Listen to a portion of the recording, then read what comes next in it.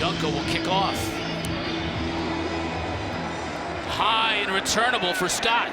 A yard in the end zone, he's going to take it out. Straight up the middle, gets popped at the 20, and falls forward to the 23, and that's where NC State will take over, and C.J. Bailey. 6'6", 213-pound sophomore from Miami. Really is, first full off season being the guy. Grayson McCall was the guy last off season for North Carolina State. High expectations. He's got all the tools. Dave Doran likes the way that he's playing, and you're seeing it right there. 72% completion percentage. When he's efficient, that's when he's at his best. Notre Dame game, though, 2 weeks ago, not necessarily his best game or the offense's best game. They're looking to respond today. Give to Smothers to start this one. He's met at the line of scrimmage and dropped right there. Cameron Lindsay was in on the tackle.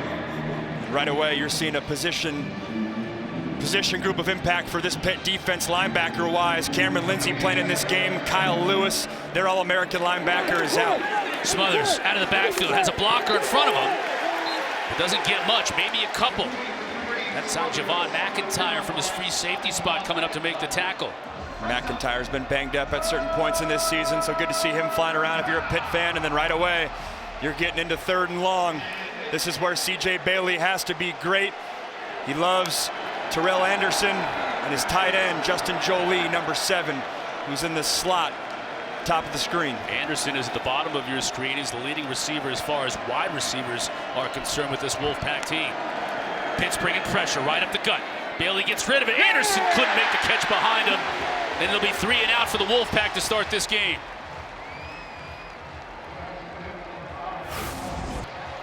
Almost looked like a miscommunication where C.J. Bailey thought he was breaking outside and Anderson broke more inside with his curl route. Miscommunication on the outside, but if they connected with that, you're probably picking up that first down. We said it, Anderson's his man, really coming on for this North Carolina State squad. Couldn't sync up there, though. Caden Newcastle will punt it away, and Kenny Johnson, back to his 25, makes the catch. 40, still on his feet past midfield. It'll be great field position for the Pitt Panthers. 27 yards for Kenny Johnson, who returned one to the house last week and puts Pitt in a good spot here to start this week. You said it, Chris. Had an absolute game changer of a return last week. Really put the game away there in the first half for Syracuse. Not the most quick twitch, dynamic returner, but great hands, trusted, makes that first guy miss, and he's been a weapon back-to-back weeks in that department. Heintschel has led opening drive touchdowns in all 3 of his previous starts. Impressive for the true freshman. He'll throw on first down. Complete to Johnson. Shy of the first down, but he picks up 9. Devon Marshall in coverage. There's Heintschel. Started the 5th game of the year, Boston College, right here on this turf. Yeah, we said it just a few weeks ago, and it's changed the entire complexion of not only the offense, but the team. Now they're in the ACC title hunt midway through October. Reed with a good pickup on second down. First down for the Panthers. Kendra, what do you got for us? Well, I talked with wide receiver Kenny Johnson, who told me that those 13 penalties they had against that Syracuse win, 10 of them on offense, they got to change that. They want to play clean football going into this game. They need to find the rhythm. They said it starts with the big guys up front, controlling the line of scrimmage, and from there they can do what they got to do, guys. Yeah, that was an unbelievable move right there by Desmond Reed. Put his foot in the ground and changed directions. Was able to pick up 3 when it looked like he might be tackled for a loss. I was just about to say it's a great sign for Pitt fans that he's cutting off those ankles, but then immediately he points to the sideline and walks off. So we'll have to keep an eye on his health. Kirian Turner, speaking of true freshmen, coming in. Number 25 in blue. Heintschel going to the end zone. Miscommunication as his receiver broke off the route. And that was Blue Hicks. 3 in blue, broke it off, and Heintschel just sailed it out of the back of the end zone. Seeing right away, Mason Heintschel spread the ball around to his different playmakers. That really stuck out to Dave Doran this week of, hey, this is a Pitt offense that's got some playmakers now. You got Kenny Johnson, who we've talked about. Poppy Williams, 5. Katarius Blue Hicks, number 3 in the slot. They can beat you in different ways. 3rd and 3. No flag down, but Heintschel has a receiver inside the 5 to the end zone. Down just shy of it. The flags did come out as Blue Hicks made the catch, dragged the defender right to the goal line. And Pitt's going to move quickly. No flag. Pitt's going to move quickly. Turner doesn't get in. At least that's the initial ruling by the officials. And they'll mark him again right at the goal line. It'll be second down. Seeing right away the tempo that Pitt can get to with offensive coordinator Cade Bell. This is something they did a lot early on in the season. Ever since Heintschel's taken over, they've scaled back the tempo a little bit. Have to think that might be because your head coach is a defensive head coach and you want to protect your defense, but they can totally crank it up, and they love their true freshman running back, Jakarian Turner, if he is the guy the rest of the way. They're going to review this. As you saw in Turner's carry, that is precariously close to the goal line, and Narduzzi's not very happy about the initial spot. Our replay official, Jess Peterson, is going to take a look at it. Hard to see from that angle where the ball is. Can't see it. See if we get another angle on that, maybe where you can see where the ball is when he falls. Can't see it from there either. Yeah, from the booth, it did look like he might have got that shoulder over, but that line judge obviously has the best look. Ball's got to cross the white plane. Touch your knee or elbow going down. Elbow is definitely down short, just a matter of whether that nose of the football got over. You know what, Max, I think it called no touchdown on the field. I'm not seeing anything in those replays that would tell me it's definitive that it did go across the goal line. I agree. Jerry Magalanis is our referee today, and as I mentioned, Jess Peterson, our replay official, taking a really close look at this one. Fans unhappy with it, but it was upheld.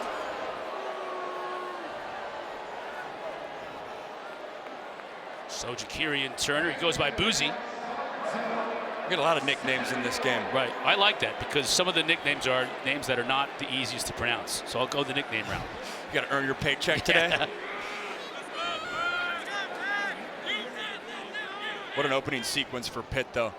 Get the stop, 3 and out, get rhythm in a passing game, and then obviously here they're looking to punch it in. 7th play of this early drive. It started in NC State territory after the great Kenny Johnson punt return. 2nd down and goal from just outside it. Johnson in motion. He'll give it to Turner. Dances into the end zone.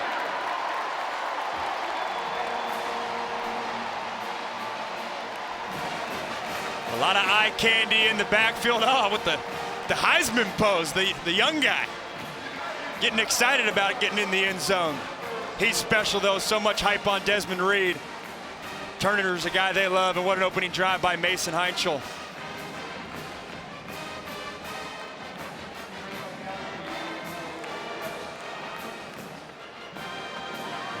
Another true freshman, Trey Butkowski, who's been an outstanding field goal kicker for the Panthers this year, on for the try. And it's good. Mason Heintschel again leads a touchdown drive on his opening drive of a game, this time finished off by Boosie Turner. Pitt leads early. Desmond Reed had to limp off the field on this play right here, Max. Yeah, we're not sure if it's the aggressive cut right here off the right ankle, which in full-time speed was an awesome juke, or did he get rolled up on when he got tackled? Regardless, right when he got up, he's pointing towards the sideline. And last week it was something similar. He was, jogging off the field, and you got the sense they rested him because the game was in hand for Syracuse. Duke Scott fumbles the kick, but picks it up and then gets dumped at the 20-yard line. Kendra, you got more? Yeah, I was watching Desmond Reed as he came to the bench. He was working with the trainers, guys. He had a grimace on his face. He just looked really like he was trying to push through things. He also was able to get up, walk it off. He was walking around, putting some pressure and walking on those legs. Did some squats on the sideline, too, so we'll keep an eye to see how much he gets back into this game. You're proud of him for doing the squats. He only carried the ball 6 times last week at Syracuse, to your point, Max. He just cannot get healthy and stay healthy, which has been an issue for him over these last couple of years. NC State now with their second opportunity, 3 and out to open the game. Bailey to throw. Has time, it has a receiver that was well covered. Rashad battle on that corner.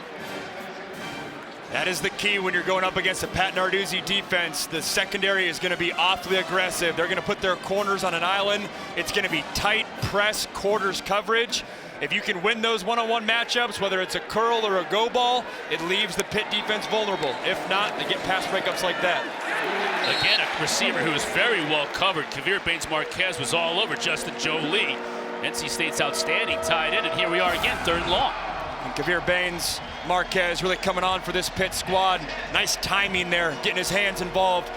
The transfer from UC Davis wasn't playing as much early on in the season, but's carved out a big role for himself this month.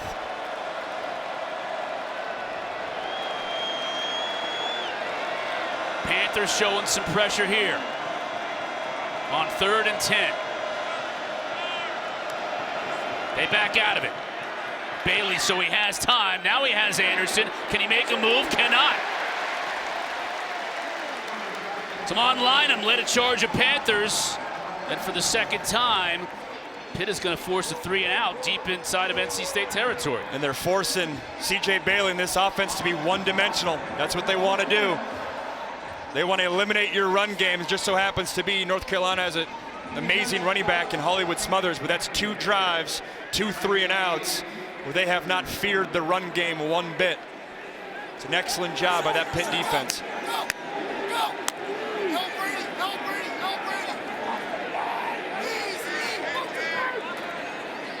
Caden Noonkester will let it fly. That's another good kick.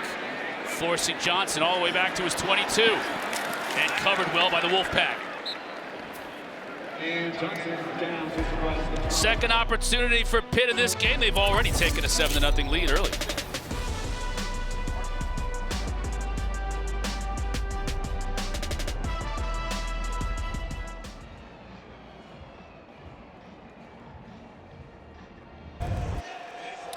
Welcome back. Pitt up 7-0. Something interesting to look out for is the turf. I was talking with the SID who told me this is the first game that the Pitt Panthers have played on this turf. Remember, they share this stadium, and the Steelers-Browns games, it was changed 2 weeks ago. So that's something to look out, guys, is how these guys acclimate and get adjusted with playing on this turf. Guys? Yeah, you know that the Steelers and the Packers, who are in town for Sunday Night Football tomorrow night, are keeping an eye on it as well. Desmond Reed back in the game for Pitt on this drive, so that's good news, great news for Panther fans.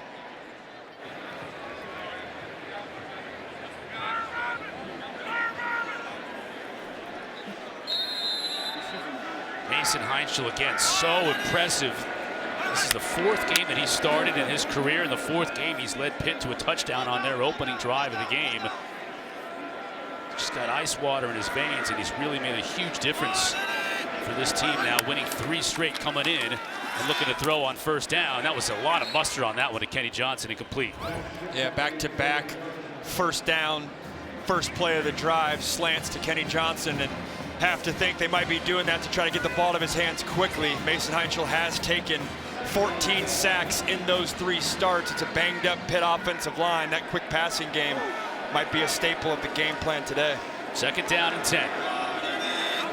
That's Blue Hicks in motion. They'll give it to Reed, looking for some type of a crease. Doesn't have much, picks up maybe 3 or 4. What are your keys to the game here today, Max? Yeah, I think looking at the Pitt side, they got to protect Heintschel for the very reason that I just said. They're very thin defensively, Pitt is. Very intrigued how that plays out in the second half at linebacker and defensive end especially. And then Desmond Reed is just so dynamic as a receiving weapon. Got to get him involved there. Heintschel has time, tries to get it to Hicks downfield, and it's defended beautifully by Brian Nelson the second.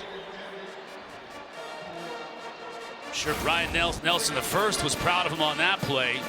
This is an excellent play, trying to high point the football, not giving Blue Hicks a chance to make a play there. They feel really good about their corner spot. It's a secondary for NC State that had to replace all 4 starters from a year ago. Some NFL departures, some transfer portal departures. They feel good about the corners. The safeties have been thin, but Brian Nelson the second being that 3rd corner in that group. They got Jamel Johnson and Devon Marshall. Feel good about that group. They're reviewing that last play to see if NC State had too many players on the play, and we'll count along with him. Max, you went to a couple of different colleges. Maybe you're better at counting. Let's go. I was never a math guy, but we got 2, 4, 6, 8, 10. I got 11 right there, unless I'm missing something. I counted 11 too. I think that's where we're going to stay. They originally ruled too many men on the field. Which I did not get from the referee. Looks, yeah, they're so going to try to get 44 is running off. Yeah, Brandon Cleveland running off, and then 13 as well. We can't see either one whether they got off or not on that shot. You know, man, it looked like Price, 13. Might have still been on. Might still have been on and could have got off if he just sprinted the whole way there. After further review, the 12th player on defense was on the field at the snap. Illegal substitution, defense, 5-yard penalty, 3rd down. So Price was on his horse, but he couldn't get off the field in time. And you could see Pitt wanted to go quickly for that very reason. They didn't substitute, and NC State wanted to substitute. They rolled the dice, and it came up snake eyes for them. Again, seeing the tempo of Cade Bell being a factor. North Carolina State trying to sub out both their starting defensive tackles. It's a long way to run for some interior defensive linemen from the far hash.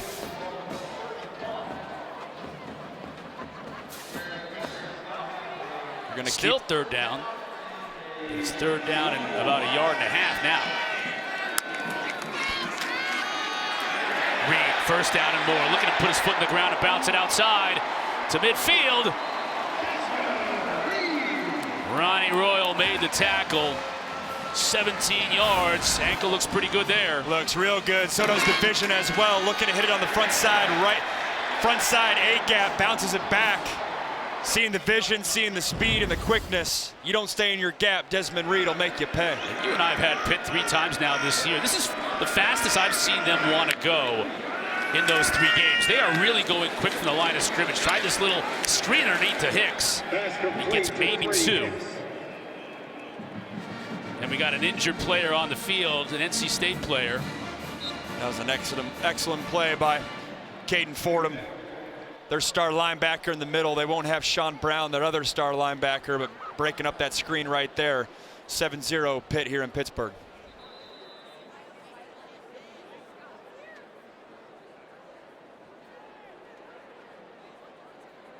That we've seen really all season long. Yeah, the nagging ankle injury where I'm sure he's resting all week, feels like he's good to go, and then the game speed just hits a little different. Pat Narduzzi have to manage that. They need him the rest of the way. They'll go with Turner, and he's stuck in the backfield and won't go anywhere. That's a big loss. Chase Bond and company, 5-yard loss. Yeah, this is excellent quickness by Chase Bond, the defensive end spot. Knowing that the Pitt offensive lineman's trying to reach him, meaning they're outside zone blocking. Utilizing the quickness to knife under, and a negative play puts Pitt 3rd and long.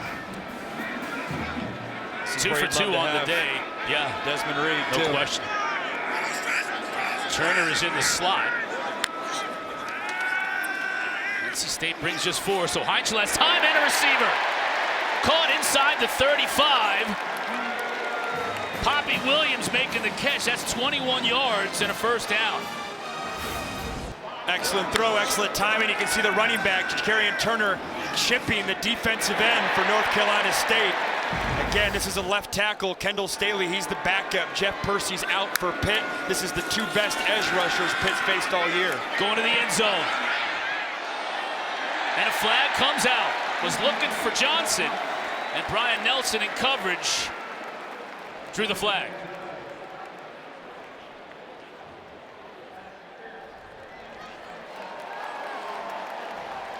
Down.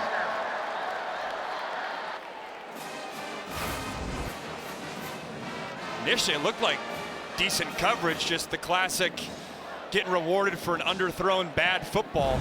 If Nelson gets his eyes back, he's probably fine. Instead, he's not.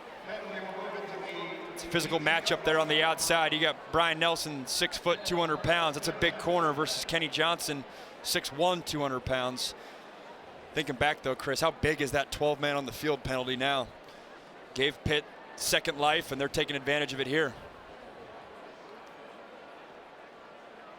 They spotted on the 18-yard line after marching off the penalty. Heintschel to throw. Low to Hicks, but he makes the catch.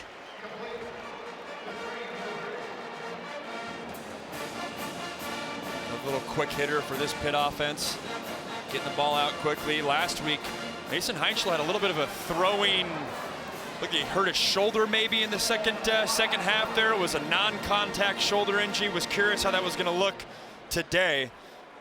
Looks totally fine, but it was a weird injury versus that Syracuse game. Not really sure what happened there, but obviously looking good today. Again to throw. Has time. Threw that one in a whole lot of traffic. Maybe lucky that it fell incomplete. It's another in-breaking route. Trying to get behind Kenny Soares Jr., the outside linebacker for North Carolina State. This is a Wolfpack secondary. They've been beat by a lot of routes over the middle of the field, to tight ends, to slot routes. You've seen that a little bit in the first drive for Pitt. Again, trying that same route combination here in the second drive. Ninth play of this drive. NC State looking to force a field goal here. Heintschel. Design quarterback draw, and he goes down. That time Soares and Cleveland combining on the tackle. Looked like Soares may have tripped him up. And speaking of sore, Heintschel might be a little bit sore. Walks off the field a little gingerly. Looks like he's all right. Yeah, nice little blitz package. They dial up Kenny Soares from his linebacker spot. He doesn't get Heintschel down. Mason Heintschel has a knack for doing that, being slippery and getting outside the pocket, but coming up with a huge stop there. North Carolina State needed that, having no momentum on their side so far this game. Butkowski from 34. Good snap, good hold, and Butkowski is true. Panthers extend their lead, 10-0. Come up next, 7:30 Eastern on the ACC network, fresh off their stunning win for then #2 Miami. 9th-ranked Louisville is hosting Boston's loss. He took care of business last week versus Miami on a Friday night. That offense looks like it's rolling with Miller Moss, so it'll be fun.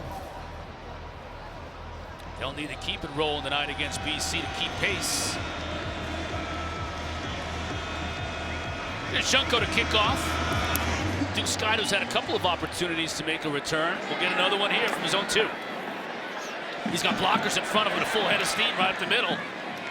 Pitt was able to close that gap down to the 26. Give me some more keys to the game, Max. Yeah, for North Carolina State, they got to establish the run game. I mentioned it early on. Can't be one-dimensional versus this Pitt defense. If you're one-dimensional and can't run the ball, Pitt's going to win this game. Got to win your one-on-one battles downfield. Pitt's going to give you those opportunities. Got to take advantage. And then defensively for the Wolfpack, got to get pressure on this young quarterback, Mason Heintschel. We've talked about that. That's an area of strength for North Carolina State versus a weakness for Pitt. Wanted to get into Hollywood's hands, and they do here. Dragging tacklers to midfield. Love the play call by Kurt Roper. Does 2 things. 1, it gets Hollywood Smothers a touch.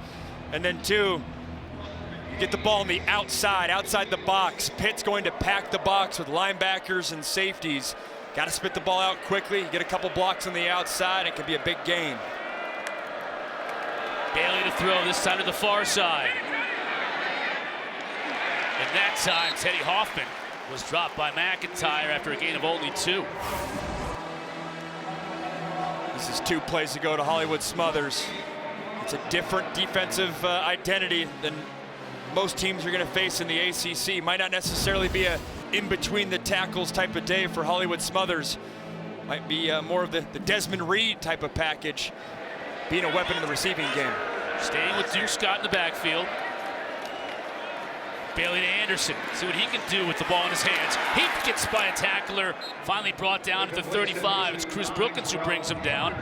But they're getting these guys on the outside, Max, whether it's Smothers, whether it's Anderson, let him do some work. And the key is Cody Hardy here, the tight end. You can see him take advantage. That's a matchup you have to win if you're North Carolina State. You got a tight end blocking a smaller bodied nickel safety for Pitt. If you get that block, it allows the Wolfpack to get the edge, and it's really just an extension of your run game.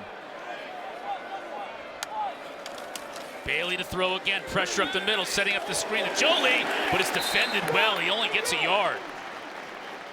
Lynham came in and dropped Joly after a very short gain. That looked like it was going to be a big-time hitter. Yeah, it would have been a huge hitter if Lynham didn't have the football awareness to know what the Wolfpack offense is trying to do to him. Great job knifing under. If you're a DB and you got a left tackle trying to block you on that screen route, got to use your speed and quickness and try to cut the edge. It's impressive, especially with no Rasheem Biles, no Kyle Lewis, the athletic linebackers. Those are the guys we're used to seeing make those plays. Bailey again quickly. Got it out to Hoffman. And he's close to a first down. He'll pick it up. Bailey sharp on this drive, 5 for 5. Yeah, I was just about to say, I mean, Chris, we've had Pitt a few times this year. We have not seen any offense consistently have a quick game versus this Pitt defense. Getting the ball to your hands quickly, it softens up this secondary, and then you can get to the run game with Hollywood Smothers. Let's see what they want to do here with a fresh set of downs. They got Smothers in the backfield.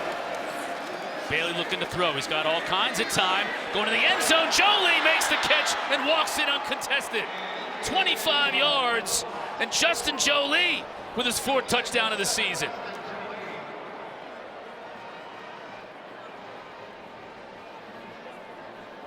Joly's a dynamic weapon at the tight end spot. They use him oftentimes like a normal receiver. Great patience by C.J. Bailey. Excellent protection by the offensive line. And what a response by NC State in this drive. Had got nothing going on the first 2 drives.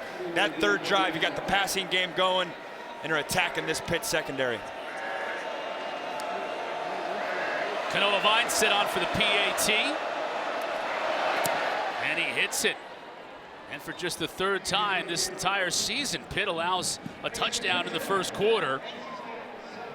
And C.J. Bailey, who started the game 2 for 5, was perfect on that drive. Like how he's standing firm in the pocket, trusting that, hey, give that route time to develop. This little scissors concept where you have 2 receivers on one side, one guy breaks for the corner back pylon, and then Joly knifes right underneath him towards the post in the green grass in the middle of the field. He's a weapon now. North Carolina State, they use a lot of tight ends. You're seeing it right there. 30 receptions coming into the game. It's a position group they love, and offensive coordinator Kurt Roper utilizes a lot. He's their leading receiver on this team, and talking to Coach Dorn about him, he said he's really worked on his complete game as far as being an inline blocker, looking toward the NFL, and working on the things he has to work on so he can make it at that next level, because he can certainly catch the ball. There's no question about that. North Carolina State's 1st in the ACC in touchdowns by tight ends, 2nd in the ACC in snaps for tight ends, so they're going to feature that group. Nick Konachinsky with the kickoff. Deuce Spann going to take it out. And he only gets to the 17. Spann across the 15. The true freshman Mason Heintschel out of Oregon, Ohio. That's just outside of Toledo, making his 4th start today. He's been efficient. That's the biggest thing that jumps out to me. Last week, only 54% completion versus Syracuse. This week, getting the ball to his hands quickly, 6 for 9, spreading the ball around, especially with Desmond Reed maybe being banged up, not able to lean on him. Heintschel, no longer a newcomer. He's got multiple starts underneath his belt. Has to feel a lot more confident today compared to the first time a couple weeks ago that he made his first start here in Acrisure Stadium. Although it didn't look like it. We were calling that game against Boston College that day, and he came out on fire and just never looked back. Reed back in the game.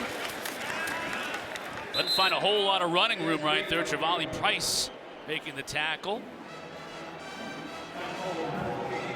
That really is the strength of the North Carolina State defense, too, right up the middle. Those defensive tackles. We talked about Price, Brandon Cleveland as well. Good to see Desmond Reed back healthy. I mean, it's really been in one drive, then he's in the 10. In one drive, he's in the 10. That is the one thing that's really held him back, is he just has not been able to put together a big run where he stays healthy. Heintschel gets rid of it quickly. That's again Johnson, first down. You've talked about this a bunch today, Max, and it looks like Pitt has really gone to work this week in getting the ball out of Heintschel's hands in a hurry. Just really protects the tackles for this Pitt squad. Again, I mentioned earlier, Jeff Percy out. Left guard Keith Gueva, who started the year at left guard, he's out. Trying to protect that group.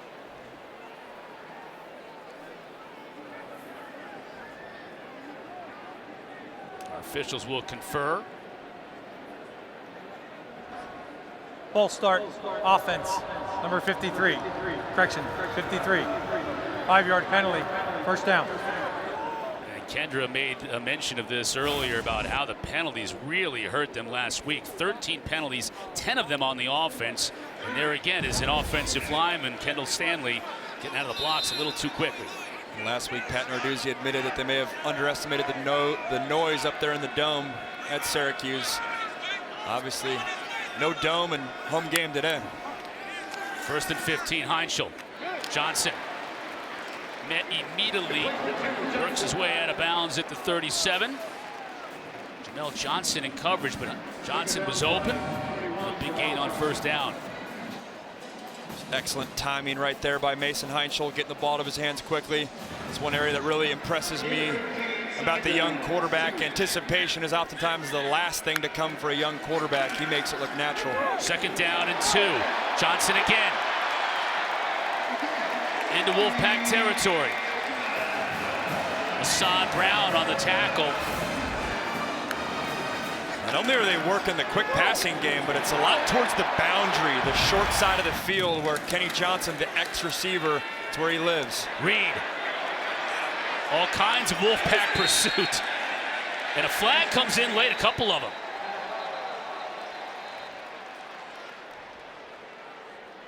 When Reed bounced it outside, he saw all 11 white shirts in front of him. Excellent pursuit by the Wolfpack defense, staying in your lanes. Personal foul, face mask, defense, number 22. 15-yard penalty, automatic first down. Yeah, it's a shame Jackson Vick, who was injured last week, back in the game this week. 15 yards, and Reed again hobbling off. And you see offensive coordinator Cade Bell, and for him, it's got to be a challenge to just never know whether you're going to have 0 available, not only game to game, but play to play. I think that's why it's the luxury, though. They do have Jacarian Turner and Joels Goff, who we haven't said his name today, but they are deep at running back. But you're right, it changes not only what Cade Bell does, but it's, DJ Elliott, defensive coordinator for North Carolina State, he's got to change what he's bringing to the park, play in and play out. First down for Pitt at the 25. To give to Turner. Cuts it back inside, gets about 4.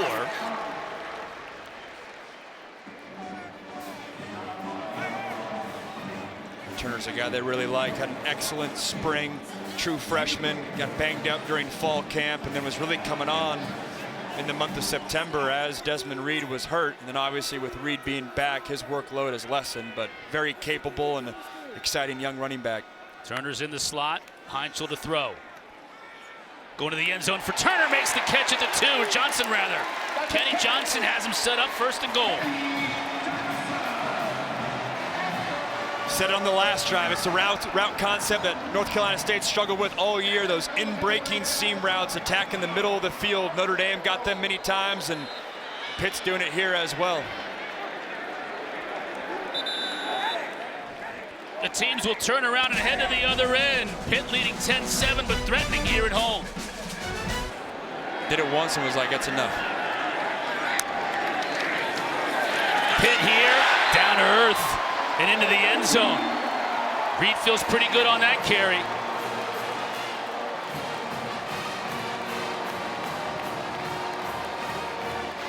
This Pitt offense is tough to stop. Firing on all cylinders through one quarter. Pass game working, setting up the run game. And when 0's in the backfield, it's a good sign for Pitt fans and a concerning sign for opposing defenses.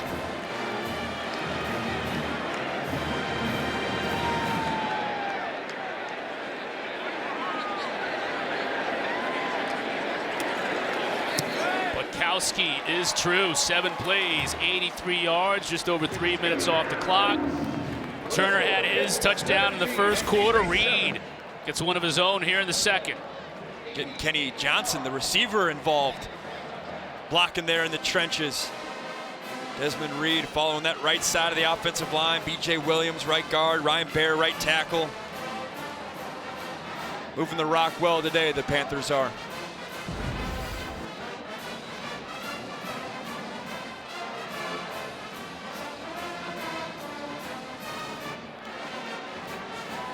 Coach Narduzzi can't help but look at the turf as he was talking to Kendra, but I'm sure he just doesn't want to see it, doesn't want to think about it. I was going to say, you can tell the score of the game by the temperament of Pat Narduzzi at the end of the first quarter interview. He was smiling, he was joking a little bit there. We had Fran Brown last week. I guess he was down in the game and he was still cracking jokes. Got some personalities. Very down to earth, Fran Brown.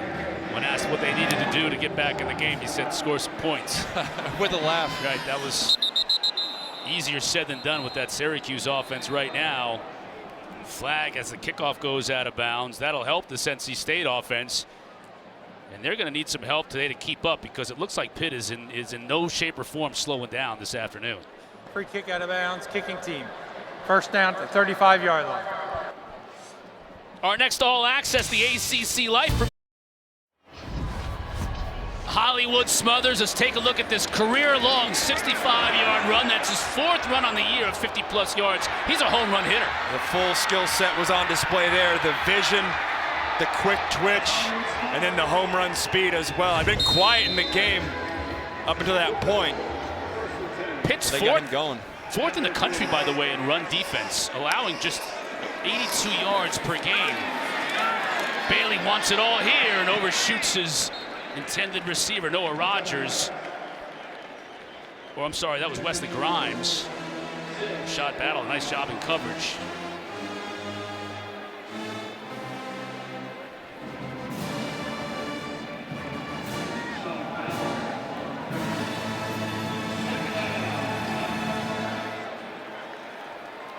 Second down and 10 on this drive. Bailey quickly shoots it out. That's Joly. Battle on the tackle. Joly picks up 6. See the quick twitch ability of Joly. Nice job by Bailey getting the ball out of his hands. Now you get to third manageable. Have to think this could be 4-down territory. Wishing to see play call wise what offensive coordinator Kurt Roper does. This is where the Pitt defense and their pressure package comes to play. They love being aggressive in this area and force the quarterback to execute. They bring just 4. Joly goes up to make the catch. Finally brought down, but they'll move the sticks. The Pitt defender gambled on that one, and Joly was able to bring it in. This is an accurate throw by C.J. Bailey. If he puts that even a foot lower, it might be picked and going the other way. It's trusting your go-to guy, and Justin Joly. Cameron Lindsay, the linebacker for Pitt, was almost there to pick it off. Dave Dorn loves his quarterback, C.J. Bailey. Loves his charisma, his confident, processes well. Throws a very catchable ball like we're seeing there. Bailey. Grimes spun away from a defender. Wasn't able to pick up much, though, as Kavir Baines-Marquez came up to make the stop. And man, that Pitt secondary is aggressive now on those little swing routes now, right? That's the third or fourth time we've seen this NC State offense use those swing routes. They had success a couple drives ago. Now Pitt's all over it. Look for NC State to do some sort of double move off of that. Try to use Pitt's aggressiveness against them. Bailey. His first move wasn't there, but he does a nice job bringing it down and just getting what he can. Picks up 3. C.J. Bailey is very much a pocket passer, but his legs and quickness in the pocket can be a factor. I mean, he looks, long and skinny. He gained 20 pounds this offseason. He's got a big frame. Well, good job not taking the sack. Hollywood nicknamed him Baby Giraffe based on the way he runs. That was my nickname from my college buddies. I think I embody that more than C.J. Bailey. He's a little bit more athletic than me.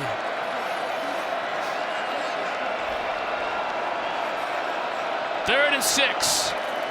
Bailey to throw. Just airmails it. Noah Rogers was open.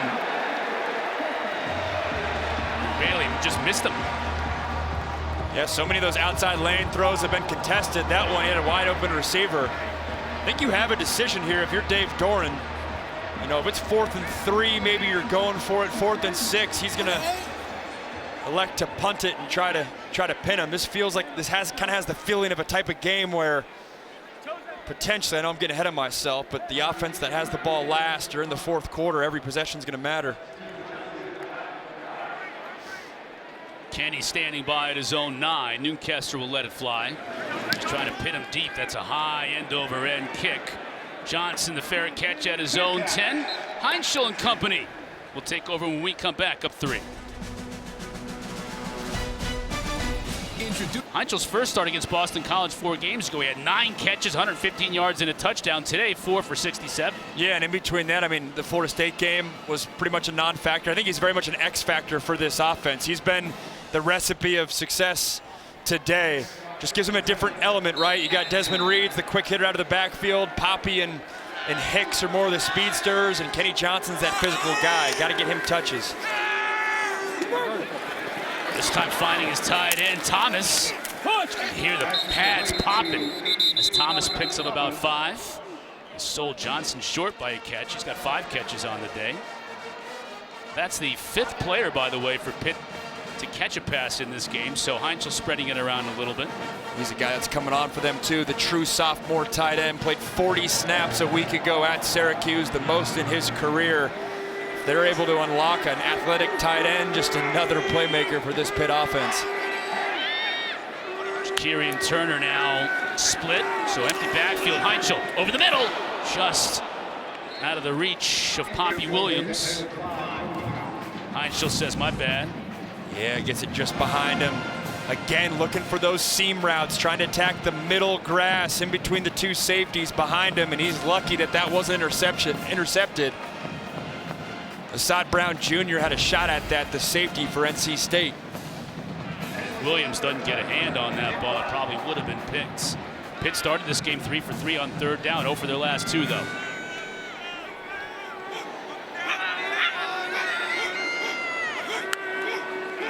Pressure up the middle. Picked up initially. Heintschel trying to escape it. Got his man Johnson. Just ankle tackled beyond the 40, but it's a first down. Royal got a piece of him, but not until 26 yards later.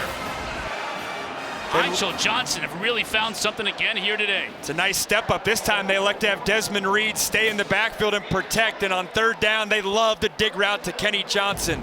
Ball's right on his face mask, accurate though, allows him to do something with it after. Heintschel just dumps it off here. Reed! Inside of Wolfpack territory, runs out of bounds at the 43, another 16. This is just so easy for the offense and so difficult for the defense. You get linebackers dropping back, so worried about the throw they just saw, a dig route behind their head, and then you just dump it down to Reed, and at that point, it's just him in the open field, one-on-one with a linebacker. 2 back-to-back big gains for this Pitt offense.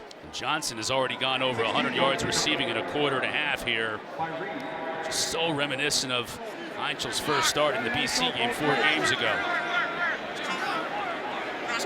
Turner now in the slot. Wolfpack bring up 5, but Heintschel gonna make him pay with his legs. Slides down and takes a hit. And now the flag comes out. Ronnie Royal hit him, and it took a while for the official to find his flag. And when he eventually did, it's gonna mean an extra 15 on the tacked onto the end of this one. And in real time, I didn't think it was a flag. I thought Heintschel gave himself up too late. And then when you see this flag, that's where targeting comes into play too, because once the quarterback gives himself up, he's technically a defenseless runner. They're gonna have a lot to discuss. After further discussion, there is no foul on the play. Yeah. Good call, partner.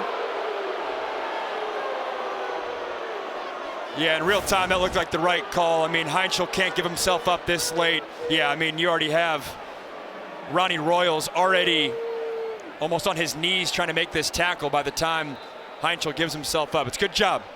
So often I feel like sometimes we see these targeting plays go always the offensive side. It's a good job by this crew.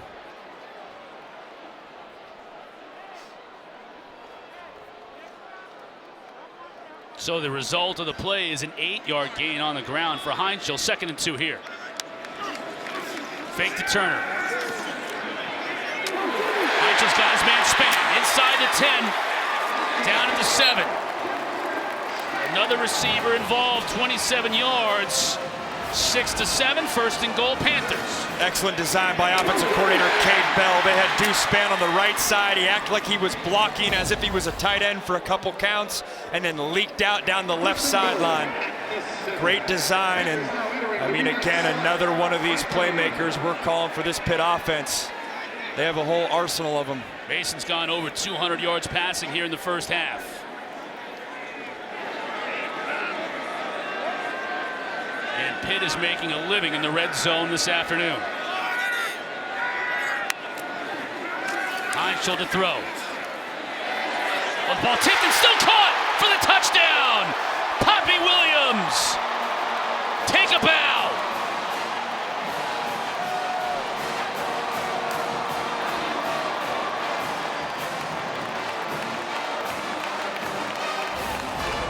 Even when you get a hand on it, you can't stop this passing attack. Deflected by the safety there, the corner, Brian Nelson. That's incredible hand-eye coordination by Poppy Williams to stay focused and come down with that catch and get his feet in bounds. Excellent drive right there by the Pitt Panthers.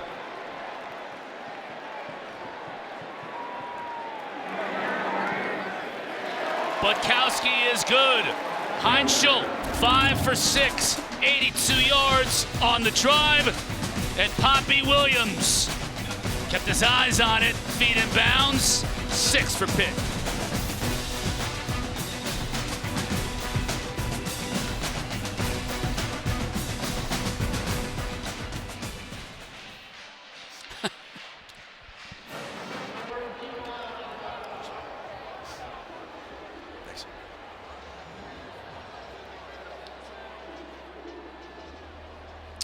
Sorry, I was grabbing a water. Wait, say that again? My bad. Yeah, can you run the All-22? Let me just see it real quick. Corner hitch. Yep, I'm good. Love it.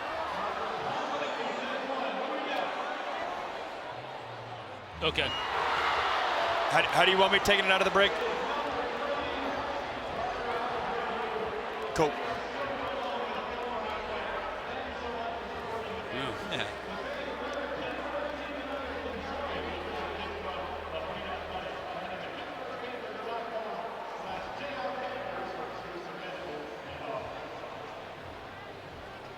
I got it. Yep.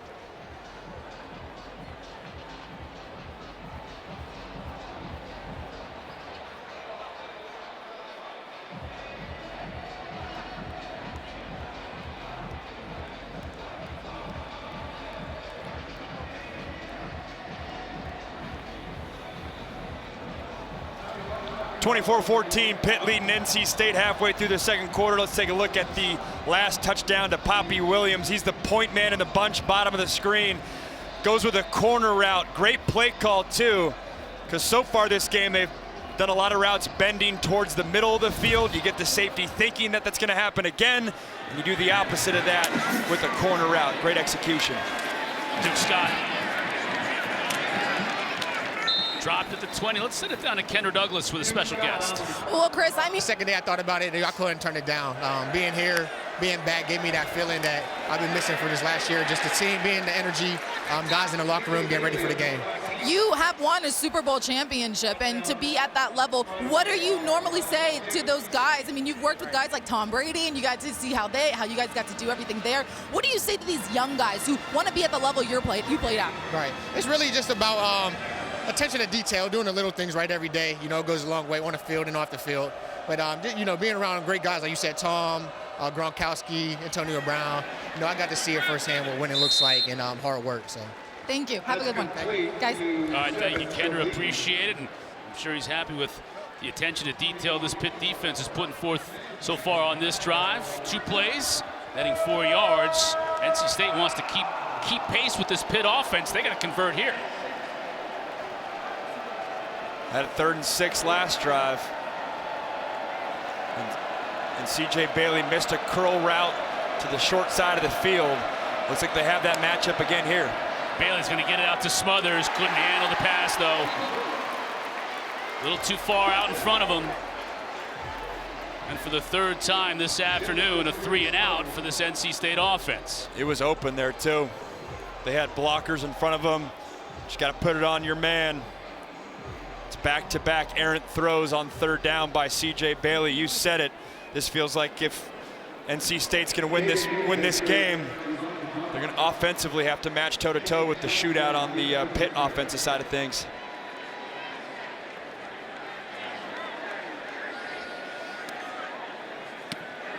Newcastle lets it go. It's another good kick.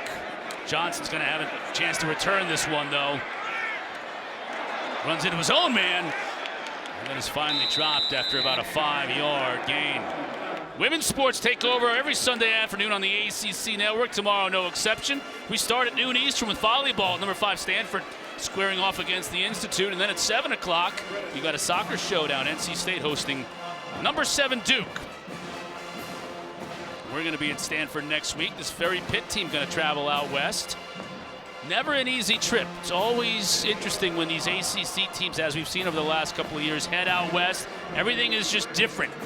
And so sometimes it takes them a little while to get going out there on the farm. Yeah, I don't think Pat Narduzzi has made a West Coast trip his entire tenure at Pitt. 10 years. You think about it even before he got to Pitt. Cincinnati, Michigan State. And it's almost picked off, and Kenny Soares had it right in his mitts and dropped it. And he might have taken it the distance if he catches it. And that's the play this NC State defense needed, NC State team needed. That was an absolute gift. You got Soares dropping into his zone, and Mason Heintschel just misses him, and he knows it. He knows it. Outside linebacker now moved inside. He's flashed a couple times today. Had a sack earlier on, or at least a pressure. That could have been a big one.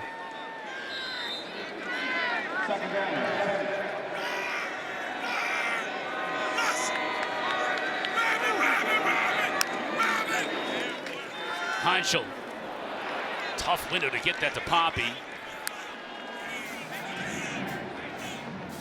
Almost looked like he had to sidearm that thing to get it through that little gap. Yeah, you can tell he's frustrated.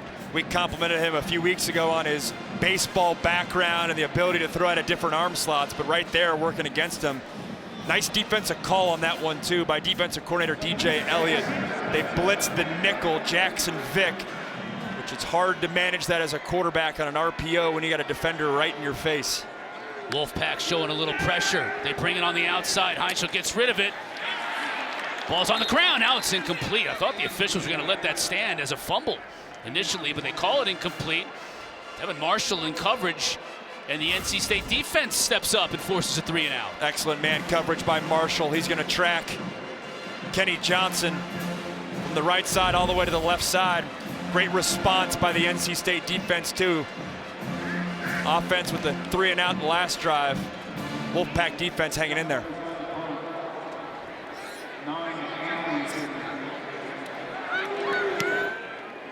Anderson. That's a good kick. Forced to make a fair catch at his own 18. Only Dabo Sweeney has been at his current school longer than these two coaches. And at the same time, and when you talk about an era in football, where they came to where football's at now, college football, they weren't even thinking about transfer portal and paying players 10, 12 years ago. Now it's the biggest factor of building a roster. Smothers is going to pick up 4 on first down. And with some of these schools and these two programs, I think you have to really consider the mix too. How many players do I want to get every year that are high school kids? How many players do I want to get that are transfers? And I think they're still figuring out what the right mix is for their programs. Yeah, Dave Dorn was honest at ACC Media Days, saying that he felt like they went too heavy in the portal a year ago because they had a lot of guys that were exciting on paper that they could get. So, hey, let's bring them aboard, but it hurts your culture if you don't bring in the right guys.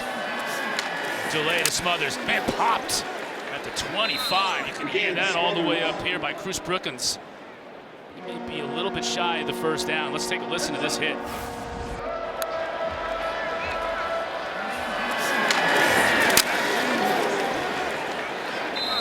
Brookins to step back. He's surprised himself. Yeah, he's got to kind of adjust the headgear there a little bit. He's a player they love. Full-time starter this year in 2024. Redshirt sophomore, probably going on some sort of protocol, making sure he's good to go. Timeout by the Panthers. As you take another look at Cruz Brookins delivering that big hit to Hollywood Smothers. Brookins trying to shake it off on the sideline.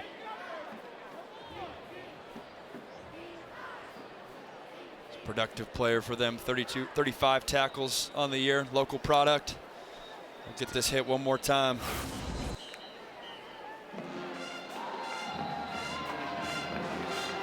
Yeah, Brookins did all he could to lead with the shoulder. Just sometimes you just knock heads.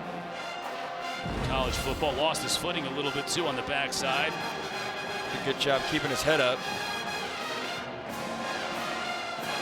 Local kid, was recruited by Corey Sanders on staff. Listen to this high school. He went to Steel Valley High School. Is that the perfect Pittsburgh Welcome high to school? Pittsburgh. Yeah. Averaging 20 points a game on the hardwood too. Third down.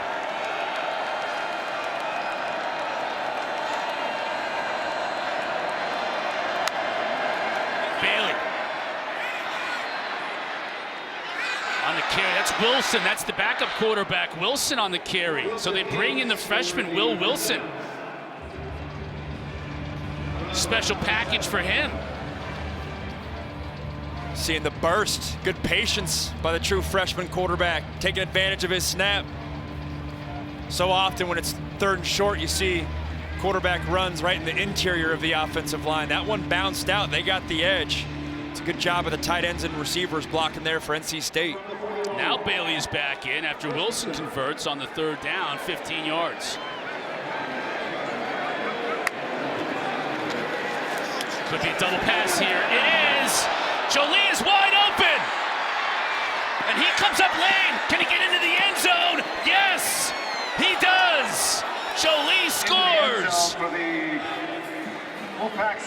On one leg.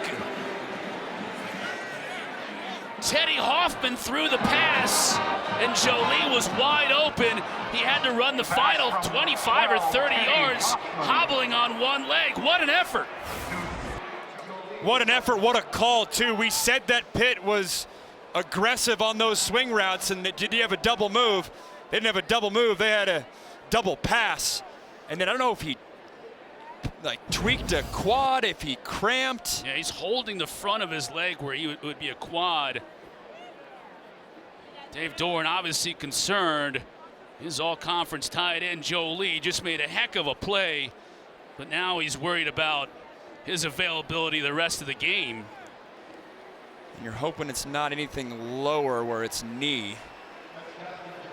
What an effort though, because he pulled up on like the 20-yard line and found a way with one leg to get in the end zone. And again, an incredible call by offensive coordinator Kurt Roper. I'm sure he had that in his back pocket for this game, knowing how aggressive Pitt's DBs are. What a timely call. Joly with that play, massive first half. This NC State offense, that's their second score of 50 yards or more. Fine set with the PAT, right back into this one with 3:20 left to go in the first half, but Joly is heading into the 10. Teddy Hoffman right on the money. Right on the money, in stride. And it was really his third step where he started pulling up. We look at the all-22, you can see the depth of Teddy Hoffman. That's always the giveaway for a double pass. Great job by him staying patient there. Safeties, corners. Knife up to try to go after Hoffman, and Justin Joly sneaks behind. And again, you can see how early he pulled up. Hobbled for 20 straight yards. Got into the end zone.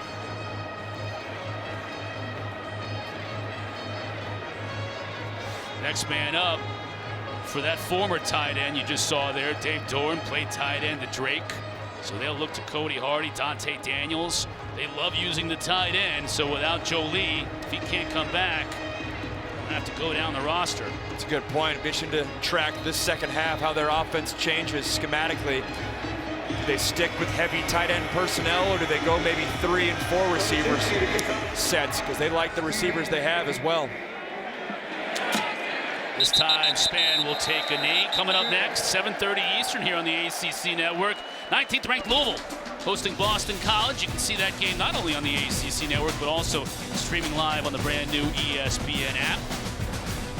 Showed you the standings in the ACC a little while ago. Teams are getting hot, right? Second half of conference play. Louisville's one of those teams coming off the big win over Miami.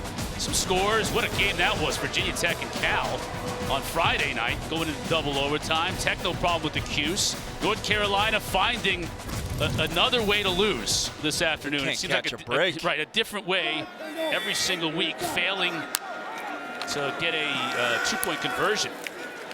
A win is a win for Virginia. They're still at the top tier of the ACC. Those are big. This is an NC State team that beat Virginia early in the year, but that game doesn't count in the ACC standings. It counts as an out-of-conference game, which is bizarre. And that feels like that could be a critical factor when we get into late November from who's in, who's out, CFP type rankings. That's a game that nationally people aren't aware of, but it could be a huge factor. Heintschel to throw. Receiver crossing over the middle. Drag down flags now from out of all kinds of areas. Bryce Yates on the catch.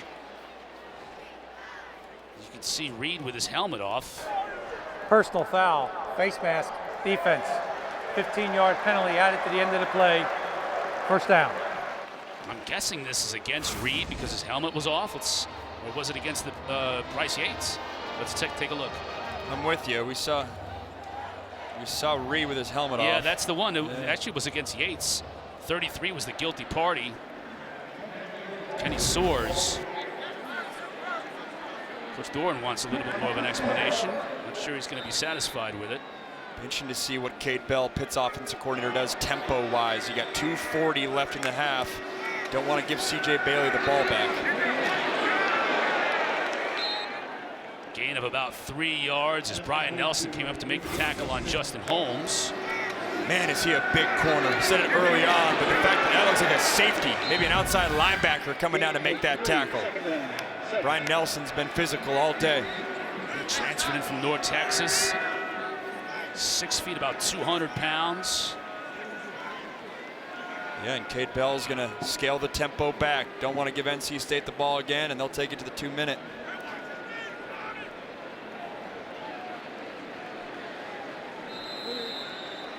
You said it, Max. 2-minute timeout here in Pittsburgh. Panthers with the ball, leading by 3 late in the first half.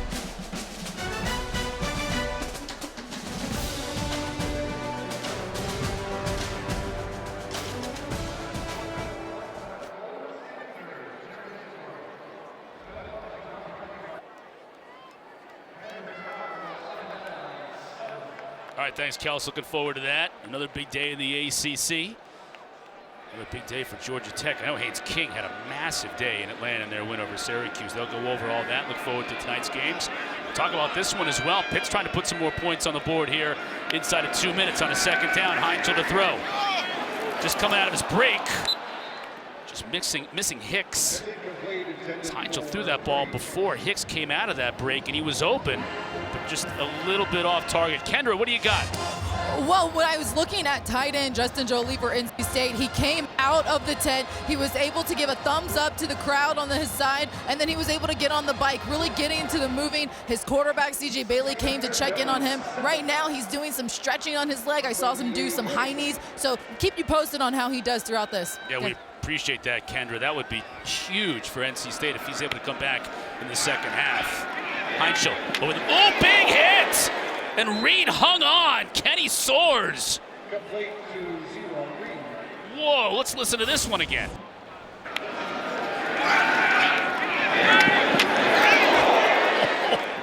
Wow. Kenny Soares taking out some of that anger for the interception he dropped on Desmond Reed. Making Pitt players sore. It's a route that Pitt loves out of the backfield with Desmond Reed. Little angle route or Texas route, working back against the grain, but Kenny Soares watched the NC film. State. He knows what's coming. This is a 30-second timeout. So this is an interesting call here. NC State calling a timeout, hoping to get the ball back, maybe with the assumption that Pitt's going to go for it here on 4th down and 2. And if they don't make it, now you're NC State. You've got the ball near midfield with a chance to really do something. Pitt still has those 2 timeouts on the board, so if Pitt gets this first down, if they go for it and get it, I don't think the clock is really that much of an issue for Pitt. It's more of an issue for NC State. I agree. And if you're Pat Narduzzi, you have to at least consider punting and pinning him. He's not going to do that at 4th and 2 with an offense playing really well, but you could pin him and have him drive the length of the field. But you're right, for NC State, if you do get the stop here, having 1:30 with 2 timeouts, rather than getting it inside a minute if they let that clock bleed down, it's a big difference if you were to get the ball back for CJ Bailey. So big 4th down here. Try to draw him offsides. Going for it. Heintschel to throw. Downfield. It's caught by the tight end, Holmes.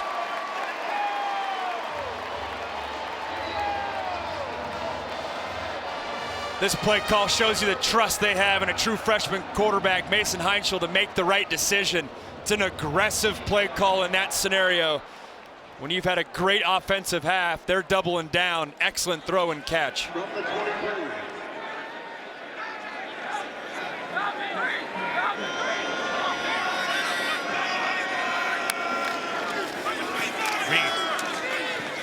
Looking for a crease, can't find anything. NC State stops him at the 22, picks up a yard. Brandon Cleveland on the tackle. He gets up. Then now at this point, NC State's not gonna call timeout. They're just gonna play defense the rest of the half. Hope they can force them to attempt a field goal here.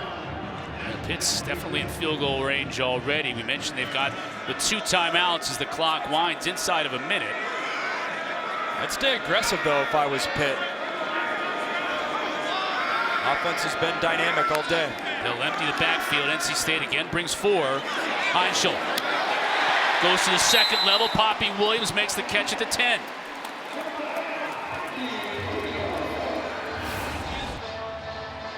Little over route by Poppy Williams, working right to left. They high-low Caden Fordham, the linebacker, with the tight end in front of him. They squeeze the ball in behind him. Good pass protection by the Pitt offensive line as well. Now Reed in motion at the top of your screen. Heintschel looks the other way. Avoiding the tackle, right to the goal line goes Johnson. Touchdown.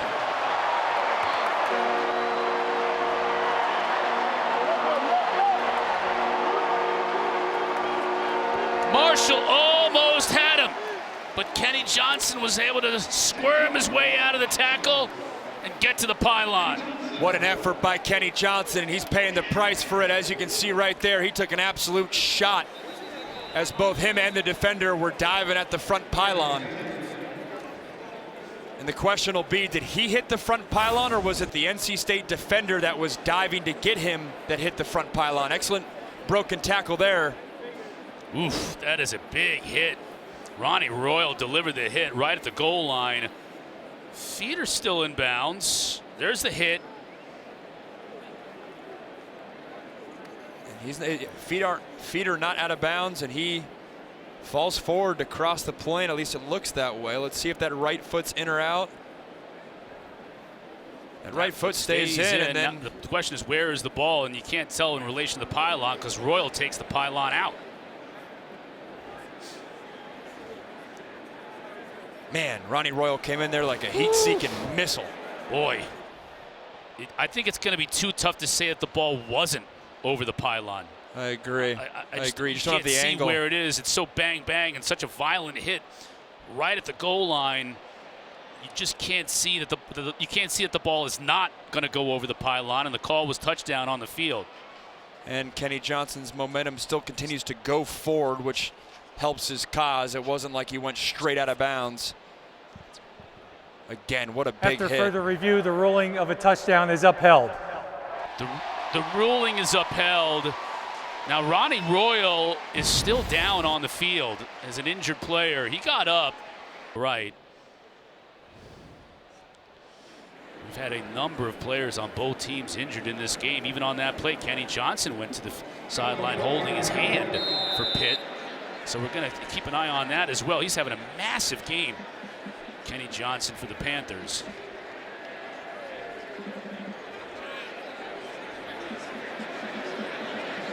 Butkowski for the PAT.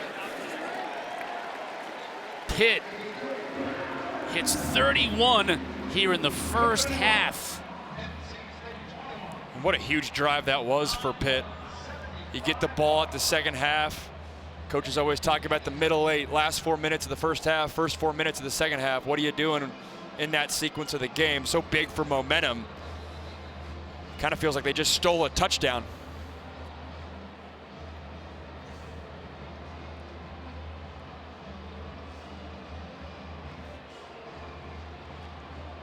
There's Mason Heintschel.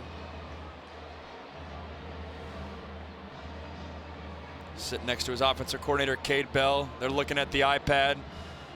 They do that every possession, it feels like. So often you'll see offensive coordinators up in the booth calling plays so you can see the whole field. Cade Bell says, no, I got the iPad. I'll stick on the sideline and be able to coach up my young quarterback on the fly. Staying efficient today, 21 for 31. 2 touchdown passes. That's a good iPad day with that stat line. Trouble for NC State. They got a fall, and that's a live ball. And they do inside the 10. That was the last thing Coach Doran wanted to see, a potential special teams mistake with 9 seconds left to go in the first half. We saw that last week in Syracuse when Kenny Johnson took that punt return for a score that completely turned that game on its ear. But now presumably NC State will just take a knee, run off these final 9 seconds. Coach Doran and company will head to the locker room to try and figure out how to slow this Pitt offense down. Pitt's going to get the ball to start the second half as well.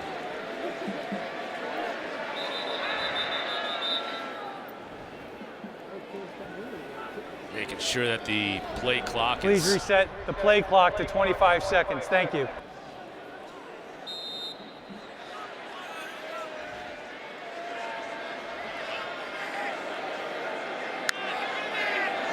Bailey gives it to Smothers, reverses his field. He's got blockers in front. You wouldn't really get excited about very many running backs at their own 10-yard line, except Smothers that time. If he gets a couple of blocks, he could have taken it to the house. We've reached the half. This game, but can't totally abandon the run game, even though it's likely going to be a shootout if they have to get back into this thing. Konachinsky gets us started here in the second half, and Spann is going to give it a shot. Breaking tackles out beyond the 30, gets dropped at the 34, so good field position for the Panthers. Kendra Douglas is down on the field. I talked with head coach Pat Narduzzi, and he told me that defensively he's got to see his guys do better. They can't give up explosive plays. They got to execute. He said we have some young guys on the linebacker side, and they need to make plays so that State does not get into a rhythm. When I talked with head coach Doran on NC State, he said offensively they got to score on each possession. He did tell me that tight end Justin Joly, who we saw limp into the end zone before the half, will give it a go. Guys. Wow, that is great news for NC State fans. That is for sure. First thing they've got to do, though, here on this possession is get this Pitt offense off the field. Reed gets a couple. Kenny Soares, who's been very active in that linebacker spot for the Wolfpack, on the tackle. Yeah, I don't know what Pitt offensively discussed at halftime. I mean, everything was working for them. Run game, pass game, all the receivers. It's very much just doubled down on what was working for us in the first half. Then on the flip side, for NC State, feels like they got to come up with a big play. Turnover, a strip, something to spark momentum for their offense. Heintschel looking to throw. Has time. Into coverage. And it's incomplete. Tight end. Holmes was the intended receiver. Assad Brown on coverage. He was all over. It's a great job by Brown getting his head around, too.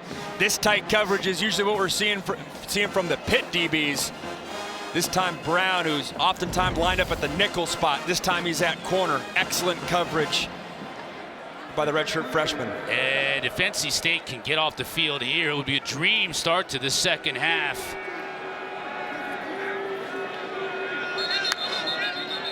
Wolfpack looked like they were going to bring some pressure. Flags down. Usually when you see this flag after a shift, it's the delay a game defense. Yeah, you saw it. It's a point of emphasis in college football. The official's mic's not working, but a few years ago it was a hack by a defensive line to shift your defensive line with a verbal cadence by the linebacker the last second to try to simulate the offense's cadence. They're trying to take that strategy out of the college game, and NC State got caught for it there. Coach Dorn disagrees. Either way, his team now has got to make a stop on 3rd and 2. Poppy converts, gets tackled near midfield, but that'll be a fresh set of downs for the Pitt Panthers.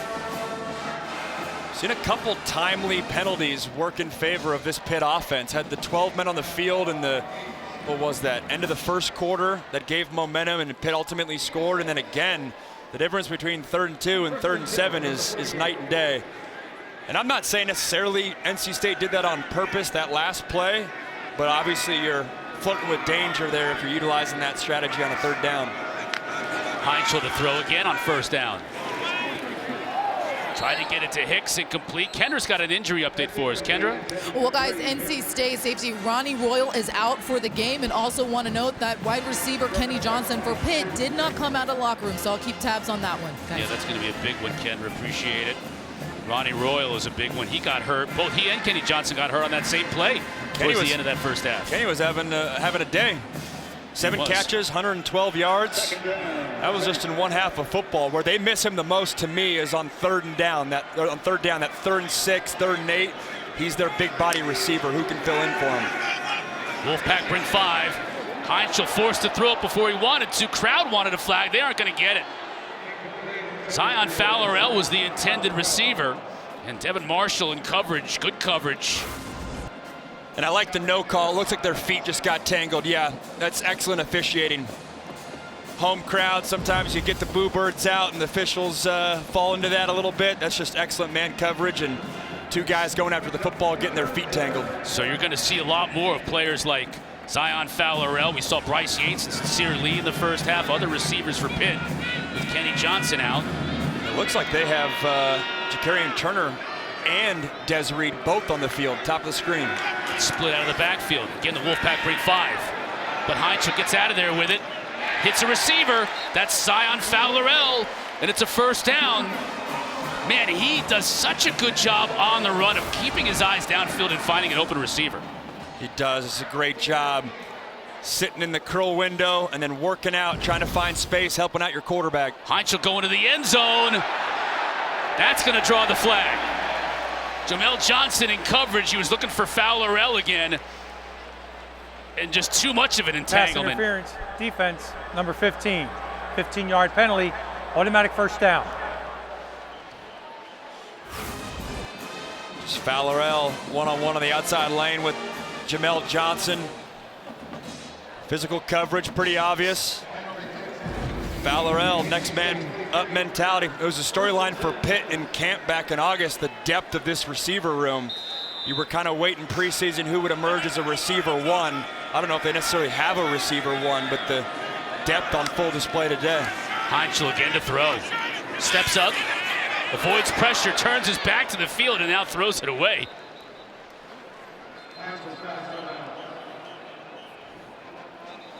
DJ Williams is the player who's down for Pitt. It's a little thing, but it's a big part of Heintschel's game. Getting outside the pocket, being slippery. Don't take a sack there. Keep your offense on schedule. We'll take a quick timeout as the staff looks at BJ Williams. Be right back.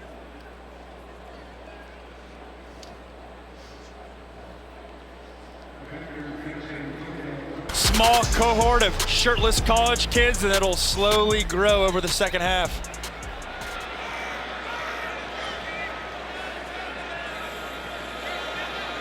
Back to the action on the field, thankfully.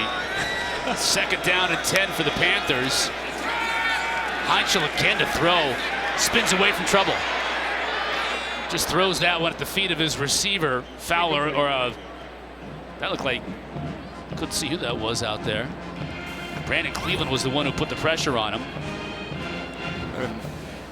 Malachi Thomas, regardless, again, Heintschel getting out of a sack, but 3rd and long here. There's been no sacks on either side in this game. Have yet to call Keon Sloan or Sebastian Harsh's name, the edge rushers for North Carolina State, for NC State. Can they find a way to get home? Mason's been good on 3rd down, 6 of 8. This is 3rd and 10, though. Pressure.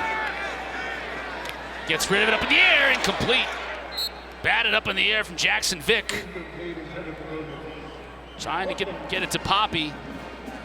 NC State's putting a little bit of pressure on him now. Yeah, I love the call by DJ Elliott, defensive coordinator for NC State. Shift the defensive line, bring pressure right in Heintschel's face. Good coverage behind it, knowing the quarterback's got to get the ball out of his hands quickly. So as a DB, you can break on that football. Excellent job by Jackson Vick, the safety, getting his hand in there to make a play. Butkowski is in to attempt a 41-yard field goal.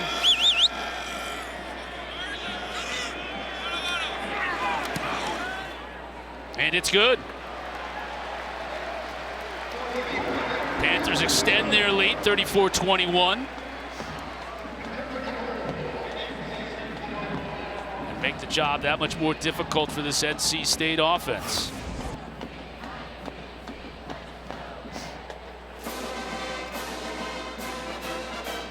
Butkowski's a true freshman as well. He's been great on the year. Heintschel continues his big day after that drive, going over 300 yards for the 3rd time in his 4 collegiate starts. What a luxury that is. 2 years ago, you could not do that in college football, what we're watching right there. An offensive coordinator going to his true freshman quarterback, and they're walking through every single blitz, every single coverage. Back when I played, it sounded like an old head. You just had to trust that your coach was seeing the correct coverage and that you were relaying the correct blitz and talking on the old school phone. What a luxury that is. Duke Scott still going, carrying tacklers beyond the 40. Good return from Duke Scott, the redshirt freshman out of Stockbridge, Georgia, 37 yards. Said Hollywood Smothers' name a bunch today. Haven't said Duke Scott yet. Breaking tackles, dragging defenders, setting up this NC State offense in good field position. Tonight after BC and Louisville, the ACC huddle, final score. Crew gonna wrap up the whole day. Got highlights, analysis, interviews with players and coaches. They got you covered right here on the ACC network. That looked like Billy Gibbons from ZZ Top on the staff here at NC State. You don't have limits on your staff anymore like you used to, so maybe that is Billy Gibbons. Huge drive here for NC State. Start the second half on the right foot. They're going to try to get Hollywood Smothers involved. If you're Kurt Roper, the offensive coordinator, it's also a big drive to me for C.J. Bailey. He's only had 98 passing yards in the first half. If you're trying to go toe-to-toe with Mason Heintschel on the other side, he's got the talent to respond and go toe-to-toe with Heintschel. Just a matter of putting it together. Bailey to throw. Complete out in the flat. Not much after the catch for Keenan Jackson. Josh Guerriere on the tackle. Keenan Jackson, another one of those true sophomore receivers. NC State lost Casey Concepcion to Texas A&M in the transfer portal. He's one of the best receivers in the country right now. There was a void in that receiver slot for Anderson and guys like Jackson, Noah Rogers, Wesley Grimes to fill in and get more opportunity. Opportunity to pick up a big 3rd down here. Bailey looking to the sideline. Crowd on their feet here at Acrisure.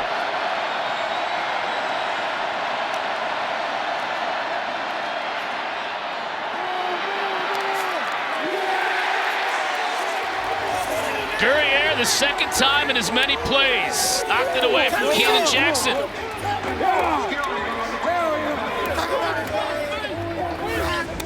Josh Guerriere, another true freshman for this Pitt team. Tries to get his eyes back enough, gets his hand up there. Ball's a little underthrown, but excellent coverage. They are going to trust their DBs one-on-one. I don't care if you're a redshirt senior or a true freshman.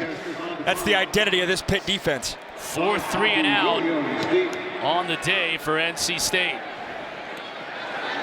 Poppy Williams is going to let it bounce. And it's marked dead at the 12-yard line. Pitt with the football, leading 34-21. ACC says everything you need to know. They have that win over Notre Dame. Obviously, those 3 ranked matchups to end the year for Pitt stick out. Notre Dame won't hurt them from a conference perspective, but it feels like they're on a path to those last 2 games really meaning something. Heintschel going for it all with Hicks. Touchdown, Pitt.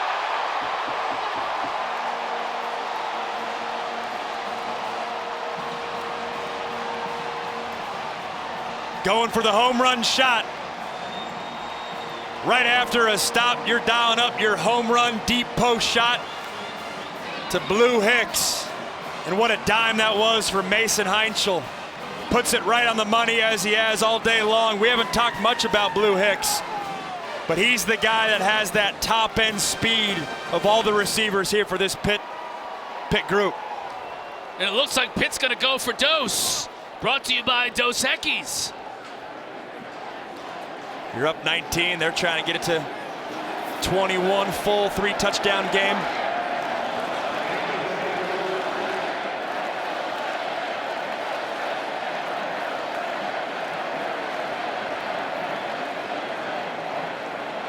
Heintschel wants to quiet down the student section. They're hyped after seeing Blue Hicks go 84 yards. Heintschel to throw. Stays alive. He's like Fran Tarkinen out there, and it's incomplete.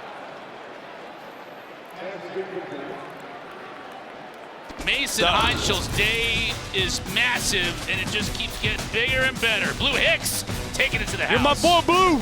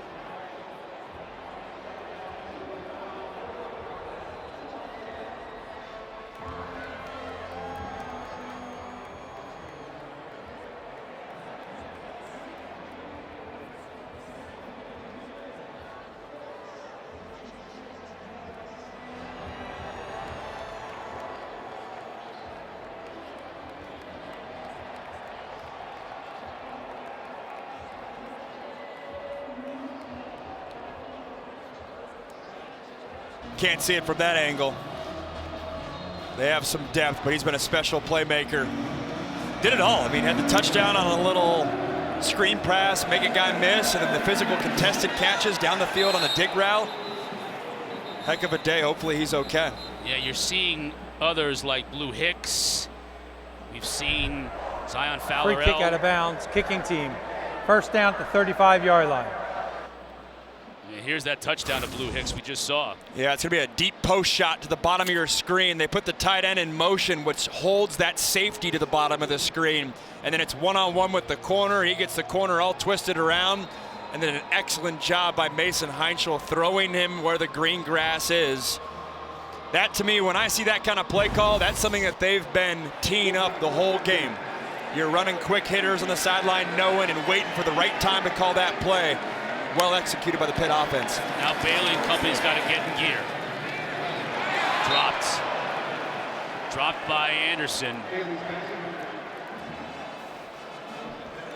You know, your best wide out drops a pass like that. It just kind of makes you think It's not the most perfect pass in the world, but it's something you got to make a play on. There's been a couple of those too. Yeah, Anderson only 2 catches today. Bailey really hasn't got going. Obviously, if they're going to get back into this game, this has to be the drive. Extremely slow-moving third quarter. Bailey in all kinds of trouble backing up. As a receiver, makes the catch. It's Dante Daniels, but only a 2-yard pickup. It'll bring up 3rd and long. So impressive the pass rush Pitt's able to get. Just pressure with just 4. Their 2 best defensive ends are out. Wow, I think that's a hold right there. Yeah, good call. Kamen Smith got away with it. Finish that point though. No Jaden Moore, no Blaine Spires for Pitt. Those are their 2 most athletic edge rushers. They haven't missed a beat the past month without them. Now the crowd once again getting into it.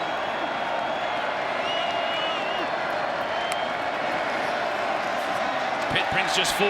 CJ can run. He's got all kinds of room, and he picks up the 1st down. Ball comes out. CJ fumbled it. Pitt recovers. Rashad Battle was the one who came up with it.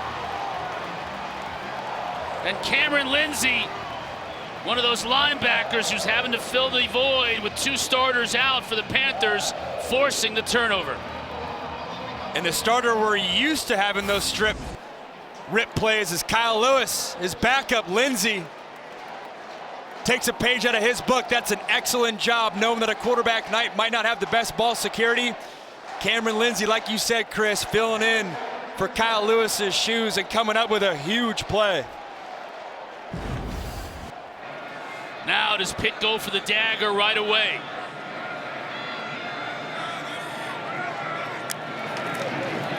They give it to Turner. Still moving. Eventually brought down by Cade Fordham after a pickup of about 6. Feels like one of those days CJ Bailey hasn't gotten rhythm. He's hoping for a response after a bye week and a Notre Dame game where the offense as a whole struggled, but just has not gotten rhythm. But credit the Pitt defense. They've made nothing easy and everything aggressive. Boozy has all kinds of room on the right side. 1st down.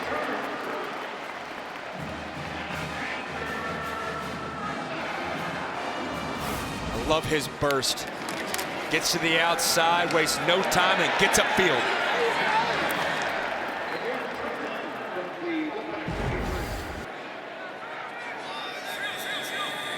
Now Turner's in motion in the slot, so they empty the backfield. NC State brings some pressure, but it's picked up. Someone's open. Poppy makes the catch, and they say he's going to be down. Crowd didn't agree with it. Let's take another look at it. Williams goes into the end zone anyways, just for good measure. This was like a full breakdance move. He caught the ball, went to cut, and then the question's going to be when he braced himself with his left hand, was he down? Well, we did see the Michael Jackson Thriller with him when he scored earlier. That elbow's down. Right elbow down. He almost got there with the left hand. Right. If he stays up on that one, then he would definitely be like, hee-hee. Get recruited to one of these dance shows. Again, pressure off the edge, flag down. Heintschel gets rid of it to the end zone, incomplete.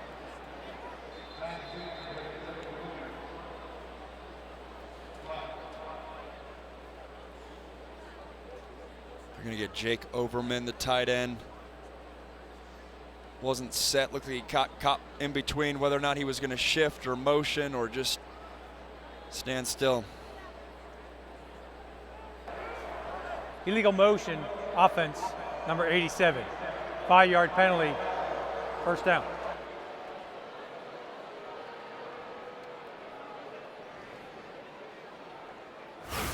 The penalties are the only thing that seem to be able to slow this Pitt offense down tonight. It's one of those things, you can't tell if it's a miscommunication where the quarterback forgot to shift him or a mental mistake by Overman, but you said it. It's really the only thing that slowed down this Pitt offense today. 1st and 15. Jakiri and Turner in the backfield. They've been riding him on this drive. Get some tough yards up the middle.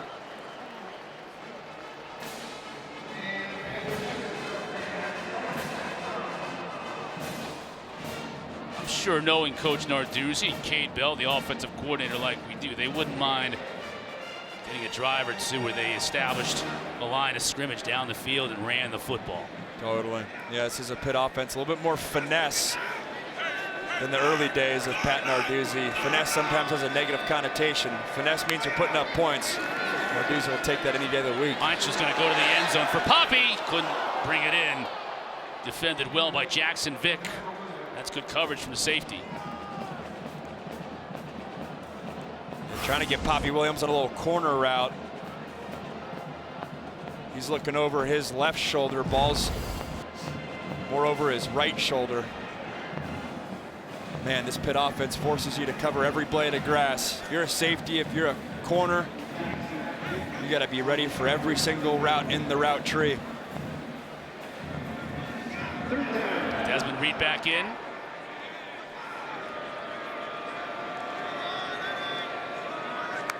Heintschel to throw. Shoots that one over Desmond's head. Caden Fordham in coverage. The guy that Coach Doran loves. Calls him a linebacker's linebacker. Doesn't even know what the word pain means. Old school guy. Went to the Bowles School near Jacksonville. Team captain. Bukowski in once again. This time he's going to attempt a 35-yard kick. See what he's done on the year. 17 of 18, including his only 2 attempts so far today. And he remains perfect.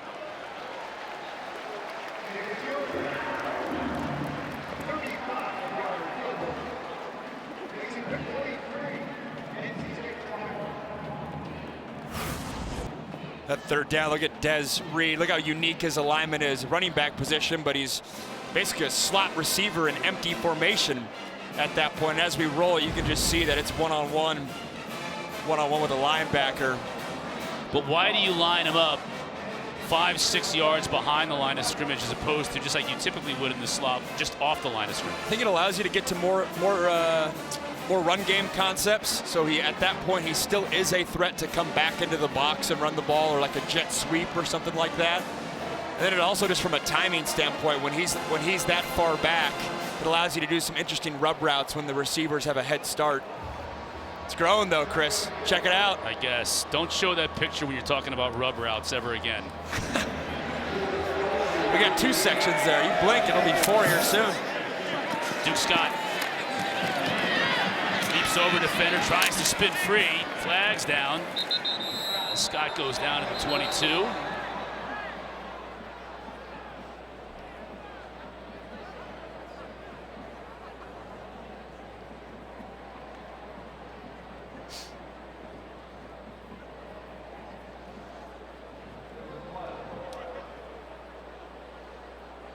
You can see, just look at that shot right there of Duke Scott.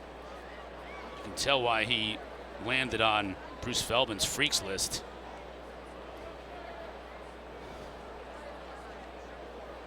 I wonder how you research for that list.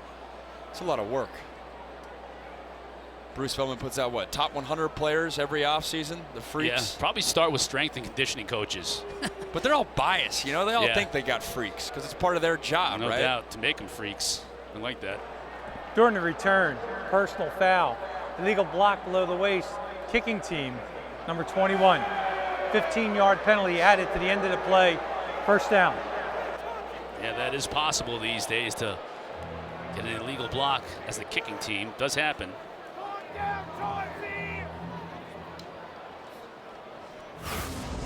Get on the top of the screen here. Let's check it out. Yep, going down below. Not a ton there, but Shadarian Harrison, backup cornerback, guilty on special teams. Decent field position to start this drive. Smothers trying to get outside. Look at the pursuit by that Pitt defense. Nothing. Cameron Lindsay and company. Yeah, Smothers 82 yards on the day, but what, 55 of those were on one carry? 65, yeah. They've bottled it up. And honestly, what sticks out even more is only 6 rushing attempts. They haven't even given him that many shots because Pitt just commits so much to the box. If you're a play caller, it's hard to continue to try to pound your head against that defensive structure. It's on C.J. Bailey to try to make him pay with his one-on-one matchups on the outside. To Duke Scott. Got a blocker in front of him. Pass is complete. That's a good gain on 2nd down. It'll bring up 3rd and short.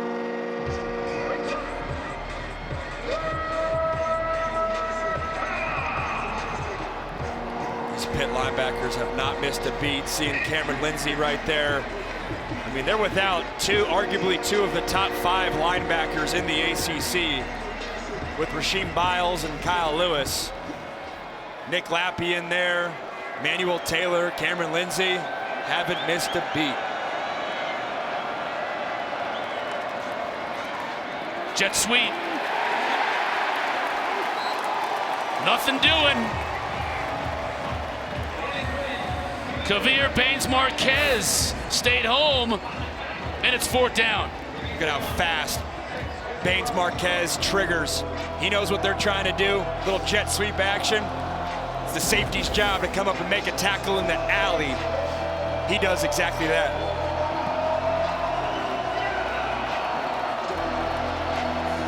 And Dave Doran has no choice on 4th down. He's got to go for it.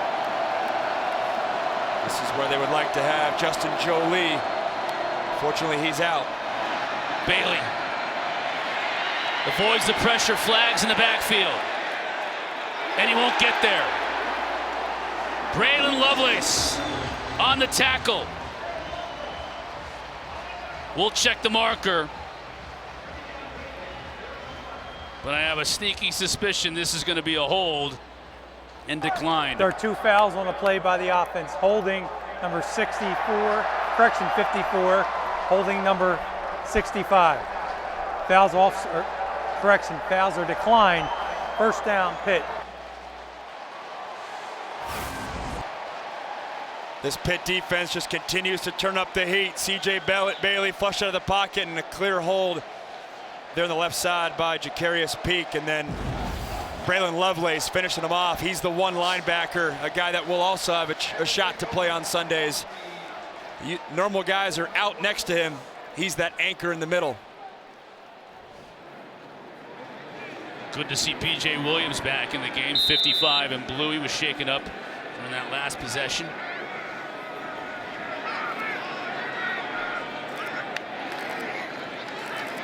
Reed. Little stutter and stop. Still on his feet. Stepped out of bounds. Kenny Soares forced him out. No gain. You have to wonder, too, if Pat Narduzzi starts putting Desmond Reed on a little bit of a pitch count. They're going to need him the rest of the way. We haven't seen Joels Goff, who had gotten a lot of carries in Reed's absence when he was banged up. Missed about a month of this year. His 3rd game back. He's got 10 carries for 37 yards. Reed does on the day. Here he is in motion. Heintschel has time. Going for Poppy deep. Intercepted, but flags all over the place. Teasdale makes the pick. He's not guilty of the infraction. His teammate is. That was Jackson Vick in coverage. Pass interference, defense, number 22. 15-yard penalty, automatic 1st down.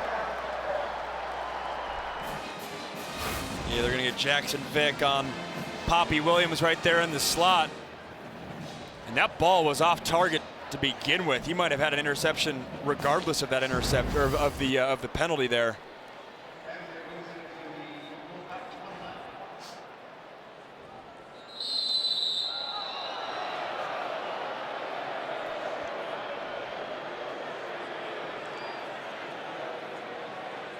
Clock running to 4 minutes left in this 3rd quarter, an interminable 3rd quarter. Span in motion. He's going to block for Reed. Trying to get to the outside. Slips 1 tackle, but can't avoid the pursuit. Only picked up 2. You said it though, Chris. We were at halftime, okay. NC State was down in the game, but it felt like, hey, they're one touchdown away from being right back in this thing, and Pitt has completely dominated this third quarter. Yeah, 2 of the 3 touchdowns scored by NC State were on long plays. The Joly, the double pass, the Joly, and then the 65-yard jaunt by Hollywood Smothers. So you knew they had the big play in them. It's finally caught up with them here. Defensively, they just have not been able to slow down Pitt all day long.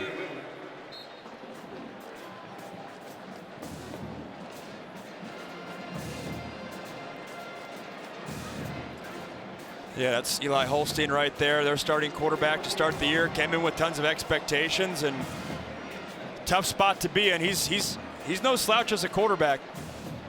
Former Alabama commit, was there for a year. He's got a lot of talent, and I do think Pat Narduzzi deserves a lot of credit, though. That's a tough decision to make. You bench an accomplished quarterback in Holstein, go and risk and take a gamble, as he said, with Heintschel. It's worked out. It's changed the total complexion of this offense and this team the past month. Reed nowhere to go. It's brought down for a loss on 3rd down. Sebastian Harsh. These 2 defensive ends that transferred into this program in the offseason. Harsh from Wyoming. And Sloan from Utah State got a player down, and that is Reed. And Reed is holding that left ankle.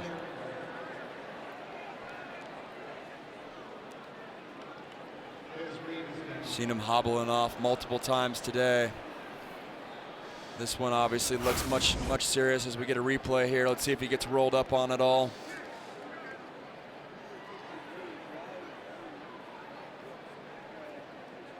And you can see him grimacing already. I didn't see it, but you had this kind of the 2nd and 3rd tackler from NC State coming in there on the backside after he was already going down, and Coach Narduzzi standing right there. It's just become too often a situation for Desmond Reed. And I wonder if in the headset, Pat Narduzzi and Cade Bell had a conversation about not playing him that drive. You don't want to be the hindsight's 2020 guy, but up 3 scores. It's your best player. Have to think Narduzzi's talking about that with his staff on the headset. Yeah, just like an awkward cut felt like right there. Planted weird with that right ankle. And see him grimacing right through his visor. Hate to see that. Such a talented player. Was lights out for Pitt last year. Was clearly their best offensive weapon. The transfer from Western Carolina came with his offensive coordinator, Cade Bell. All-American honors, huge hopes into this season, has been playing at a high level, just can't seem to stay fully healthy. Yeah, every opposing defensive coach we talk to says, they always say 0. When 0's in the game, it completely changes everything we want to do. And looking forward, that's the biggest loss. Of all these injuries that Pitt has, he's the guy you can't afford to lose. Can replace linebackers, or at least try to. Desmond Reed changes what you do offensively. Butkowski remains perfect on the day. This kid is a weapon. A freshman out of Orlando, Florida. It's just been automatic. He only has 1 miss on the season.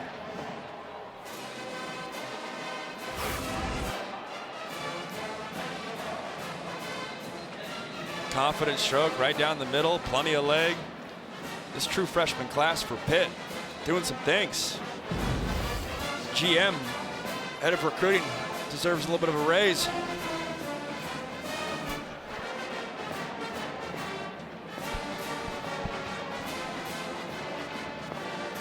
(46-21). It's a Pitt team that will head out west next week to take on Stanford. That game 3:30 Eastern from the farm.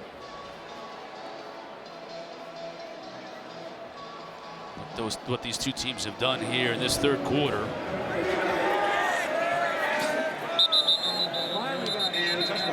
Kendra Douglas down on the field. Kendra, what do you got? Well, you guys were talking about just the young guys on this Pitt squad. I was talking with wide receiver Kenny Johnson. He told me that quarterback Mason Heintschel has really earned the team's trust. He said Mason is a true leader, accountable, taking blame even when he doesn't have to. And as a young guy, Kenny said he often reminds him not to take too much of that blame because the team has his back.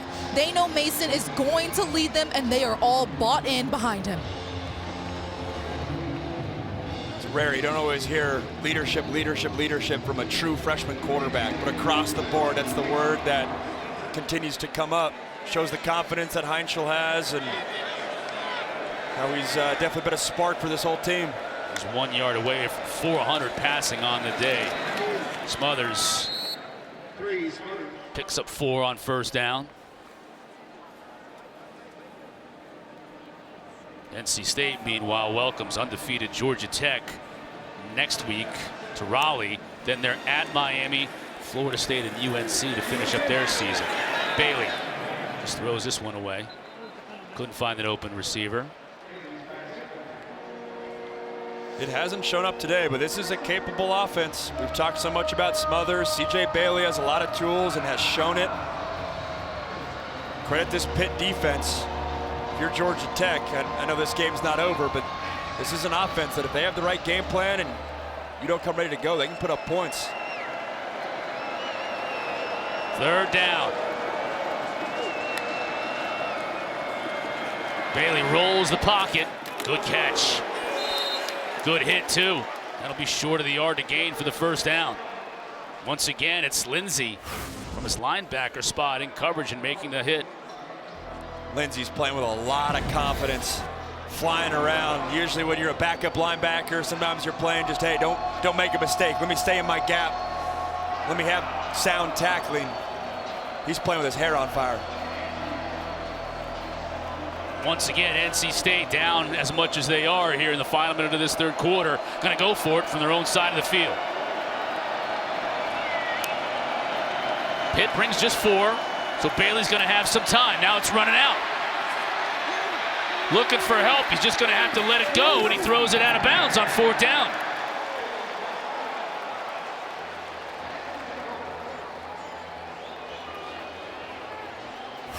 This is just phenomenal team defense. The 4 rushers get home, create chaos in the pocket, and there is nowhere to go with that football. Tight man-to-man coverage down the field. It's been the story of the day for CJ Bailey. They've not been able to get the passing game going, and it's not because they don't have talent or the pieces. It's because this Pitt secondary, they're confident in the scheme that they're running. They're playing aggressive, and they are making you earn every single inch.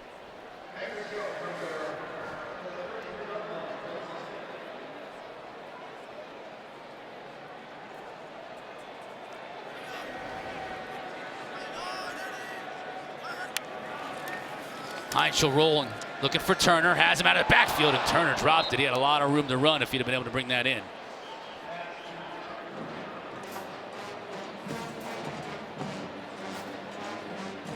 This offense just stays on the gas. It's part of their identity, their DNA.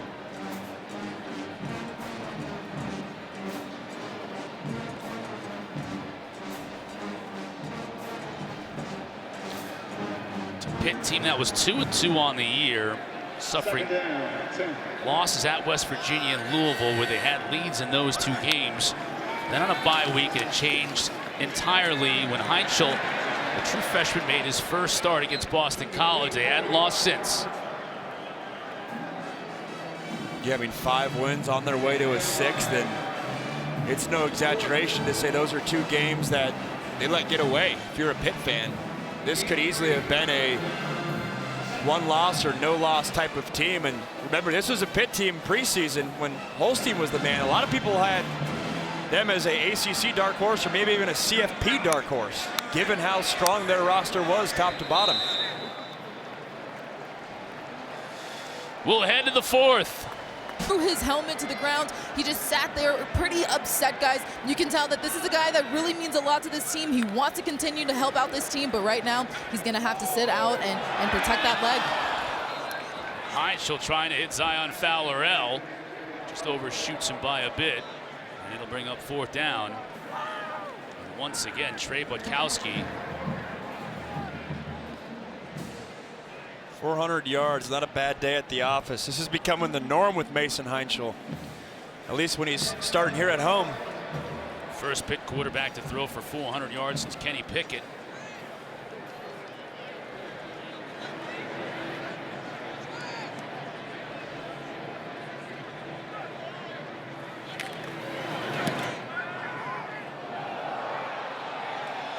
This time, Butkowski pulls it. Pitt still leading, though, 46-21, early fourth.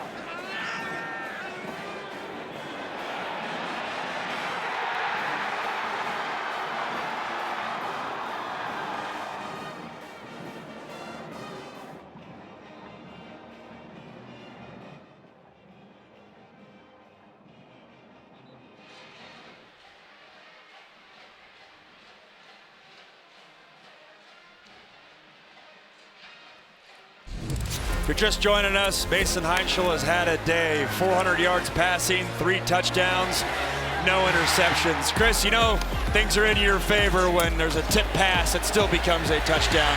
Spreading the love around.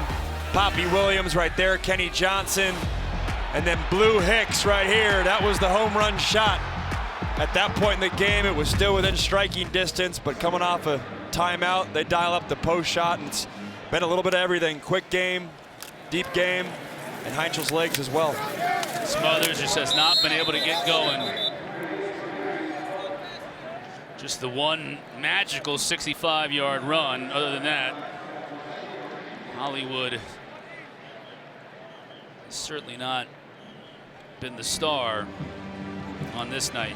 We haven't talked about Jasir Whittington. We're seeing right there, number 4, Isaiah Neal next to him, number 2. Those defensive tackles, Neal will cross-train at defensive tackle and defensive end. They've been huge for Pitt the past month, given the depth concerns at defensive end. Bailey plays it to his back, Duke Scott, but he's brought down immediately. Kavir Baines-Marquez played very well. His free safety spot on the night. This secondary just does a phenomenal job about not giving up the big play. They do not give deep posts, go balls. There's been nothing of that from NC State. Everything's been underneath, and they're rallying towards it, making tackles, keeping the offense in front of them, and that's why they're in scenarios like this consistently. 3rd and 8.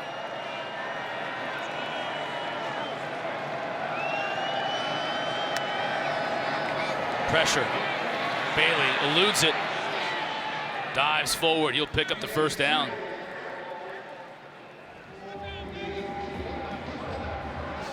Nice job by C.J. Bailey finding the vacated rush lane. Open gap, navigating the pocket. His legs can become a factor. Before that, NC State was 2 for 10 on 3rd down. Now 3 for 11. That's not going to win you a game, though. Bailey pump fakes. Just throws this one away.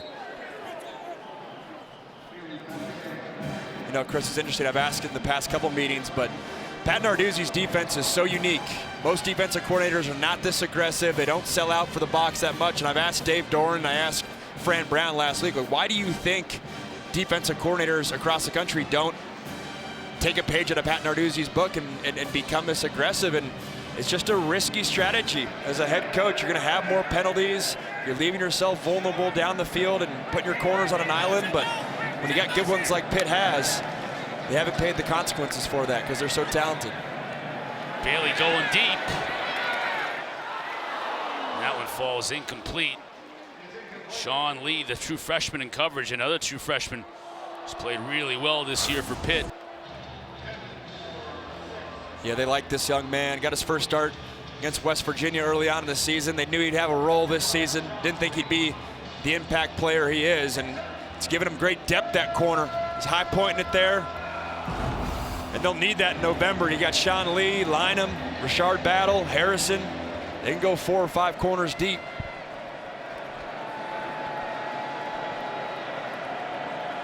Third and 10.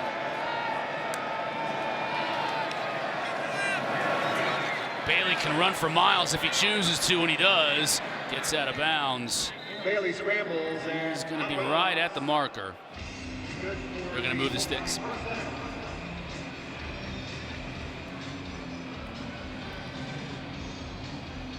Those are scenarios you'd have to think Dave Doran would want them to tee up. Justin Joly, that'll be a big question for NC State moving forward. What's the status of his health? Those 3rd down scenarios, they need him. It was that one trick play. NC State had momentum, and ever since that injury, they haven't been able to spark anything.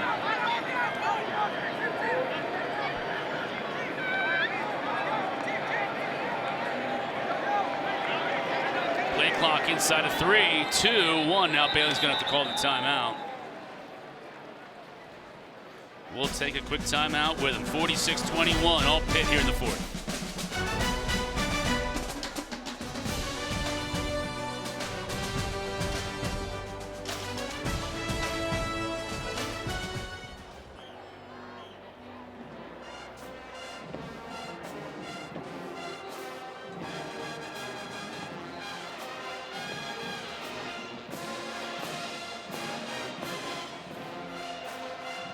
Don't forget, tonight after the BC Louisville game, that's after us, the ACC Huddle Final Score Crew. They're going to wrap up the whole day. Got highlights, analysis, interviews with players and coaches.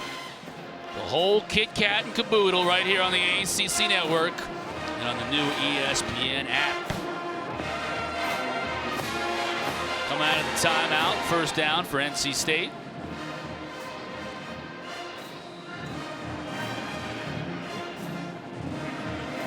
NC State team and just the meat of this Primanti sandwich in their schedule. Notre Dame last time out. Today at Pitt. You got Georgia Tech at home and then at Miami. Yikes. CJ downfield and all kinds of traffic. Incomplete. Tamon Lynham in coverage. Another one of those corners for Pitt. We haven't seen said Lynham's name much today. 6-year senior from Orlando, Florida.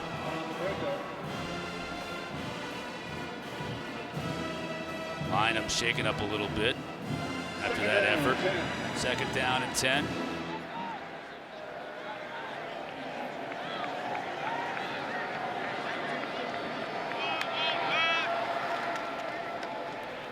Bailey flushed. That's a good pass right there, right on the money. Hits Teddy Hoffman. Bailey's pass complete. Yeah, it's nice pocket movement right here by C.J. Bailey. Going to flush to his right. Defensive end gets out of position, throwing the ball in the run. Throws a nice catchable ball. Talk so much about Pitt's true freshman that they're excited about. Teddy Hoffman's a true freshman for NC State they love.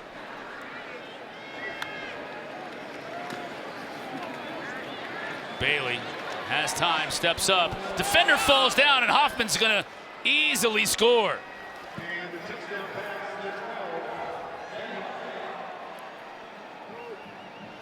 This was textbook coverage, Josh Greer, and then he fell down. NC State got him with a little double move. It was a corner route. CJ Bailey was able to buy enough time, and Greer falls down, and NC State finds themselves a touchdown. Back-to-back plays, Teddy Hoffman getting involved. First touchdown as a member of the Wolfpack.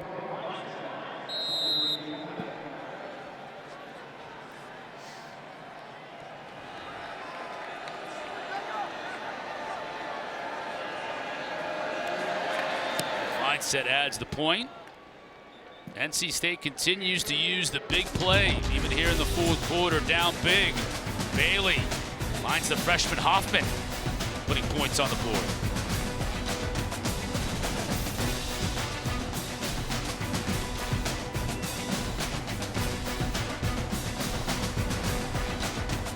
On the board here, first time in this second half. 46-28 is our score. Hanging in there. The one thing they have not been able to do all night long is stop Pitt's offense. Onside kick here. Kanoa Vineset kicks it. Doesn't go 10 yards, but a Pitt player falls on it anyway.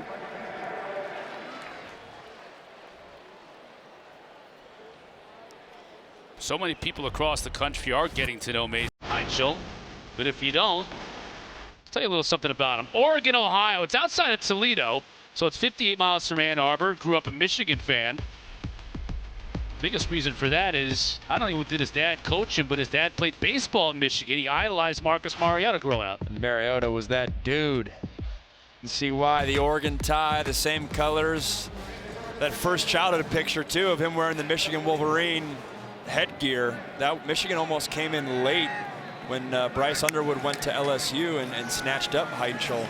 Luckily enough for Pitt, luckily for Pitt fans, he stayed home. When you think about it, he was offered, the bulk of his offers were from MAC schools. Basically every MAC school offered him. And then to your point, Michigan came in late, but that was the only Power 4 offer that he got other than here at Pitt. And Cade Bell had been on him, just loved him from the start. And it's been a match made in heaven here in these last 4 games. Watch out on the backside. Pressure coming, but he gets rid of it to Turner. And there you see some of Turner's skills in the open field. Tackled at the 30, first down. Again, does a good job getting the ball out of his hands before pressure gets home. Just a beat. Good job by Trey Thomas for NC State. But yeah, back to that point, it was cool talking with Cade Bell as offensive coordinator. You know, sometimes when you talk with OCs and they'll kind of say, with young quarterbacks, it's a guessing game. You never really know what you're going to get and how guys are going to adjust to the next level. It felt like Cade was like, no, we knew we had a diamond in the rough, and we were shocked that he was not getting more recruiting attention at the national level, but they're obviously reaping the benefits of that.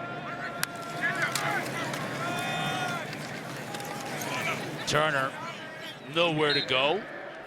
Sebastian Harsh made the tackle. There's his offensive coordinator, Cade Bell, son of Kerwin Bell. He was a great quarterback at Florida in the 80s. He's done a lot for Pat Narduzzi at this stage of his Pitt tenure. I mean, for a while there, Narduzzi was rolling through offensive coordinators. Couldn't get guys to stick, couldn't get guys that were explosive enough. And I think it took, 7 years for Narduzzi to be like, all right, let me embrace the high-flying, up-tempo offense, because I know I'm a defensive guy, but I want to score points. And offenses like Cade Bell score points. Heintschel still looking to throw. That's Goff out of the backfield. Joel's Goff getting some run.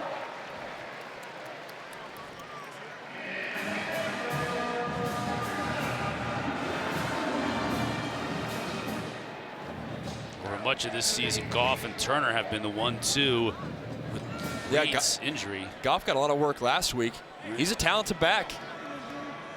Looks like he'll have a bigger load moving forward with Desmond Reed you know, banged up in the boot as we saw earlier. But yeah, Goff and Turner are totally capable ACC running backs.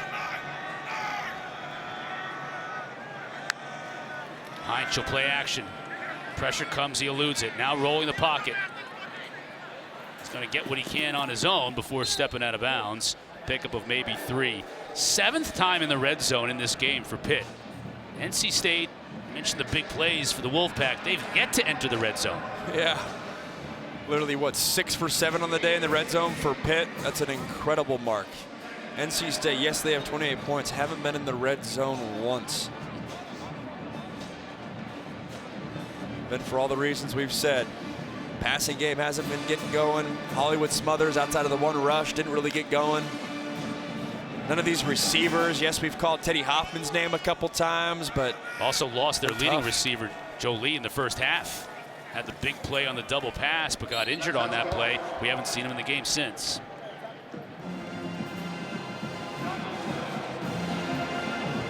Pitt on this drive working the clock a little bit. Yes, Heintschel is still looking to throw a couple of times, but it's been a lot more on the ground with Turner and Goff. As we've reached the halfway point of this 4th quarter. Pat Narduzzi was saying all week that this was the most talented team that Pitt had faced all season. Pitt has 2 L's in the loss column. They've played some quality teams, which speaks to the talent that NC State does have. Heintschel pressure up the middle, gets rid of it, and just throws that one away. Flag down in the end zone. Pressure from Kenny Soares.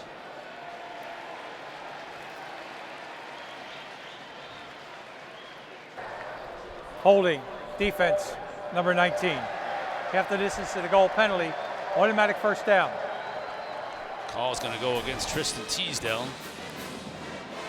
An automatic first down for the Panthers. Teasdale, one of those young safeties, having to play because they're so banged up at that position group.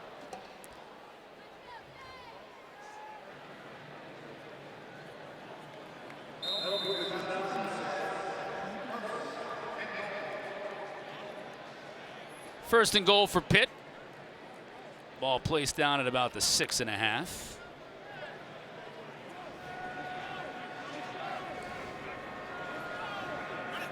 Turner's got 1 touchdown today, looking for another one here, and he'll get it. That one was a lot easier than the first one.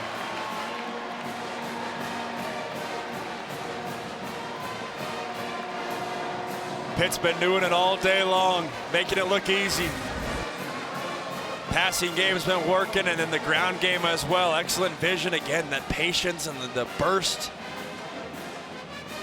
See why they're excited. Great job by the offensive line too. Haven't talked about them a bunch, but it's a thin group. That left side is out.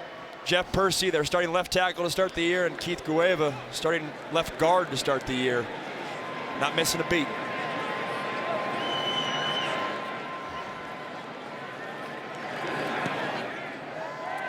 Butt kicker adds to his impressive night with the PAT. And Pitt has hung half 100 on NC State.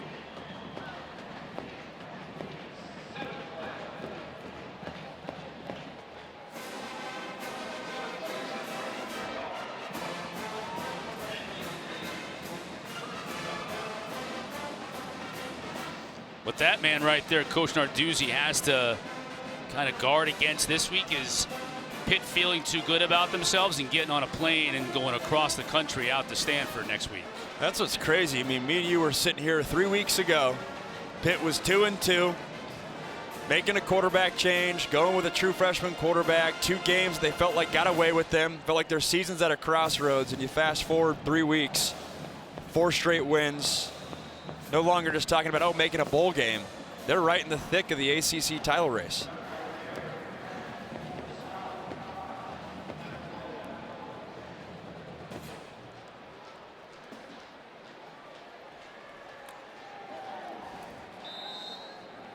Colson Fields on the return. A&M LSU game will be interesting. Huge moment for Marcel Reed, Texas A&M's quarterback. Was 8th in Heisman voting last week, now up to 4th. If he goes out and outduels Garrett Nussmeier, that'd be a statement win for the Aggies. Noah Rogers on the completion.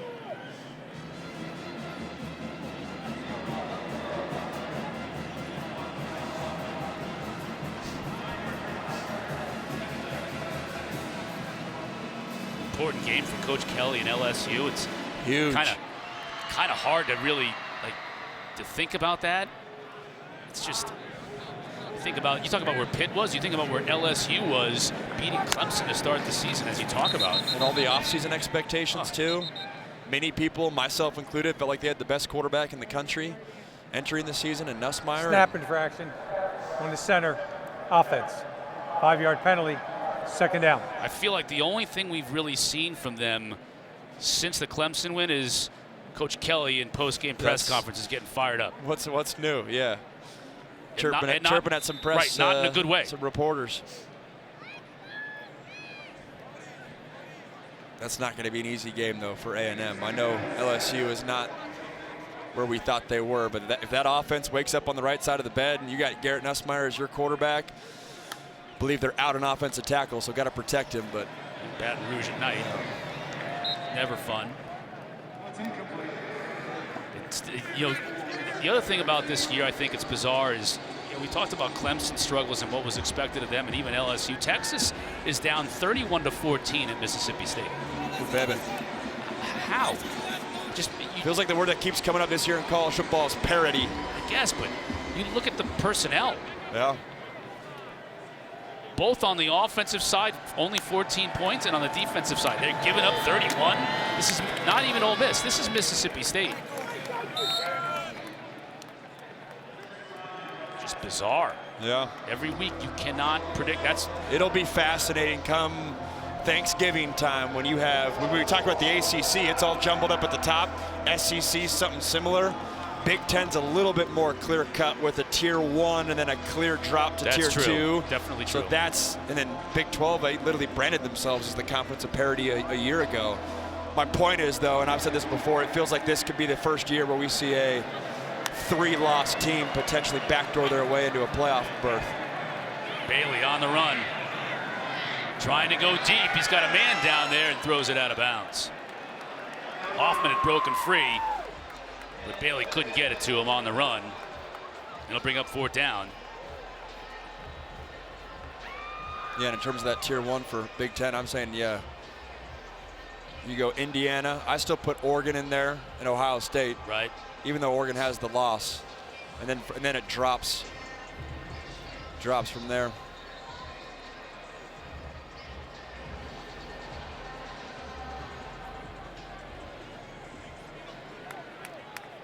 We'll have a new quarterback here for Pitt. Holstein's come in.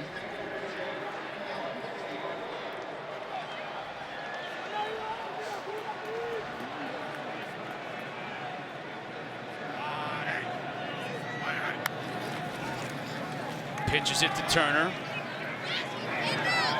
Good block from his tight end, Overman, there on the edge. Man, Turner's fast.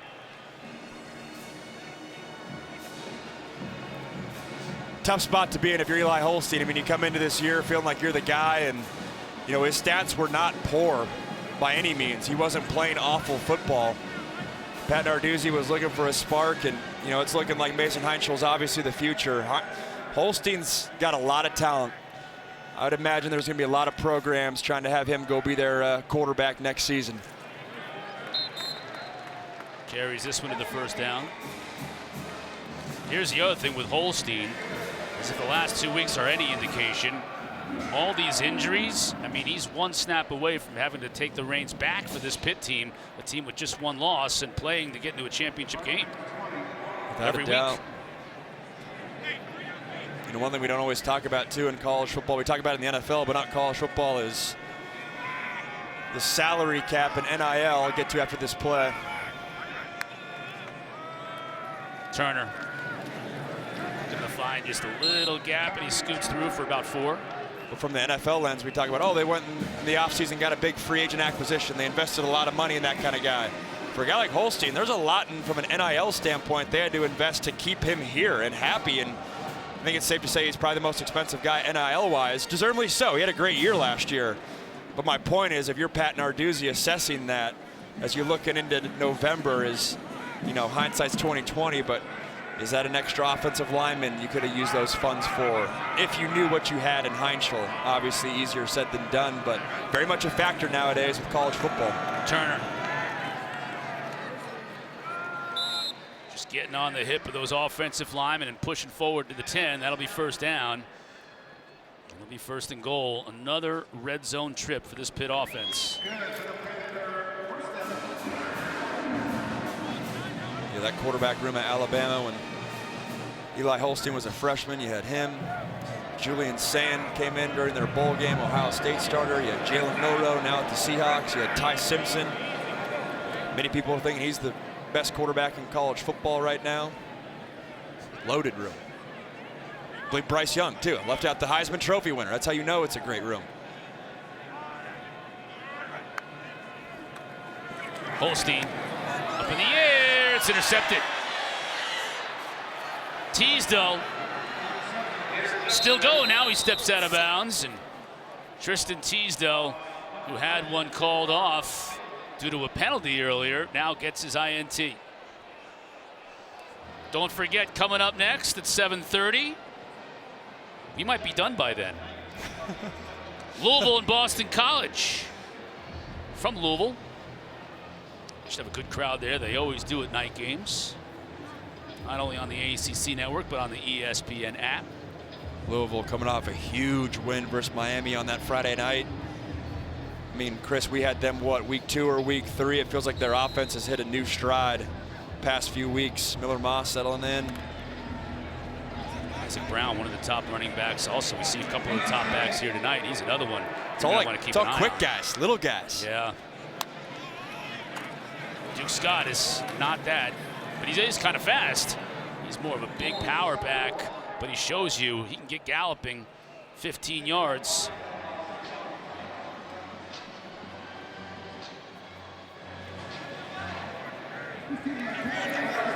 Duke Scott, a redshirt freshman, good-looking athlete. Carries it again. The pads popping. Picks up a yard. That brings us to the 2-minute timeout. We'll take a quick break with him. Pitt looking to improve to 6-2 on the year.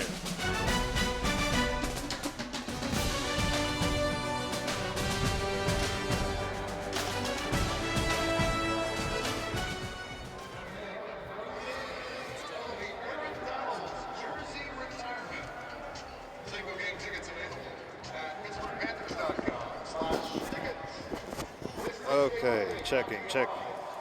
Hearing you great. All right.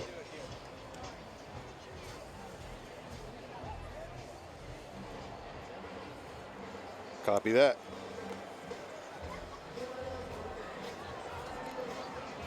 Copy that.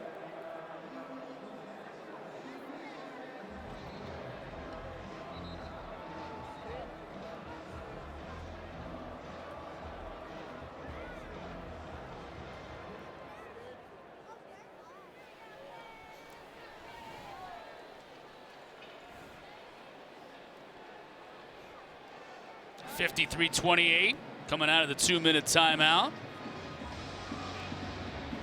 If you're just tuning in, we appreciate you tuning in. It has been once again the Mason Heintschel Show. Over 400 yards passing for the true freshman. NC State tried to hang in there with some big plays in the first half. Just could not find a way to slow this Pitt offense. Bailey. Pressure up the middle. Now he's backtracking. Has a receiver open. That's Noah Rogers. Leapfrogs a defender. They carry it out of bounds. That's a completion to Rogers. Well, we waited almost the entire game for a little bit of Noah Rogers, and we got it. This is a little Sports Center top 10 highlight potential. A little hurdle, and let me carry another 5 yards. Talked about Duke Scott being on the all-freak list. We'll have to add Noah Rogers to it. Best player in the state of North Carolina as a prep player out of Charlotte. Went to Ohio State first. Now he's at NC State. Oh, what a catch! Inside the 5. That time it was Wesley Grimes, the transfer from Wake Forest. What an unbelievable diving catch. Little post route. Ball hangs up in the air. He tracks it, gets his hands underneath it. There's a safety looming that might have made a different receiver get a little shy there. Not Wesley Grimes. Heck of a catch. First trip inside the red zone all night for NC State. On 2 big plays. First Rogers, then Grimes. Here we are.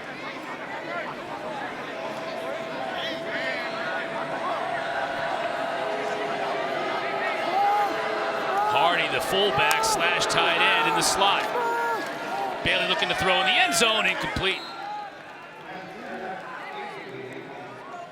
Going back to Rogers, Sean Lee in coverage.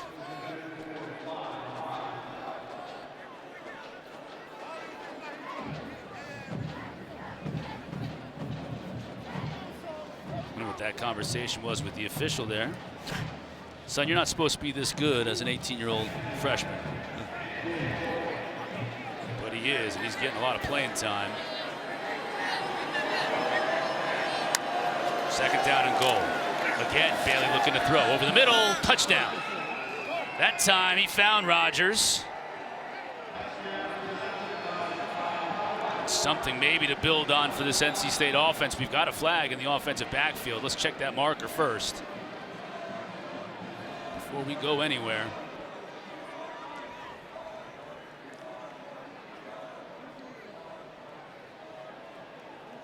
This may be roughing the passer on Pitt.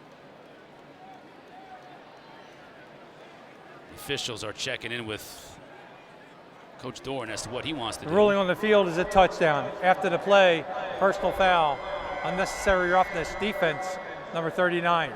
That 15-yard penalty will be assessed on the kickoff. Gracio might have had a hand to the face on an offensive lineman. That's where the personal foul comes in. NC State's going to go for Dos. Brought to you by Dos Equis. Will Wilson in the game. We saw earlier a designed run for the true freshman quarterback from Columbia, South Carolina. And they're going to bring in a bigger back, Darius Johnson, as well.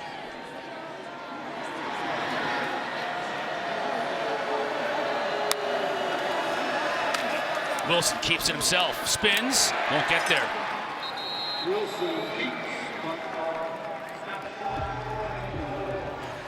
Max, take a look at this touchdown and let's talk about Bailey's throw, slinging this thing into the back of the end zone. Yeah, it's nice timing. Gets the ball out before his receiver is out of his break. Little back end dig route. These are the types of throws and connections I think we were hoping to see more of, or expecting to see more of. Only saw it late in this drive. Said it before, CJ Bailey has all the tools. He's got some weapons. No, Rogers might have an elevated role in the weeks ahead if Justin Joly is out. But not enough of those types of plays today to stay in this ball game.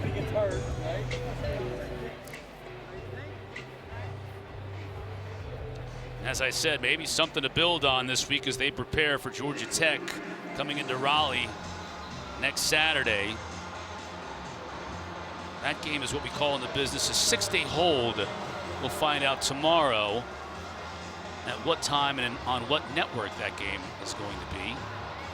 But you got to think with Georgia Tech ranked number 7 in the country and unbeaten that looking at an ESPN game possibly.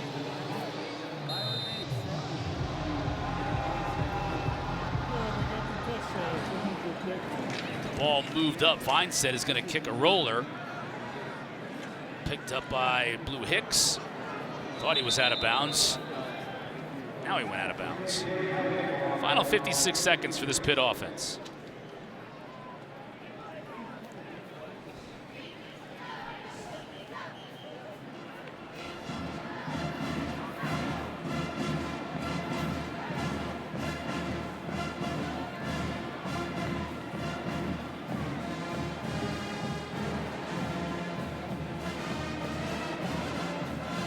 Back with Eli Holstein.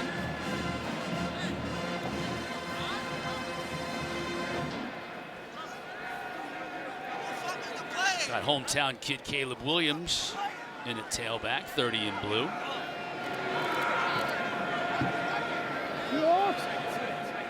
Just trying to get aligned here.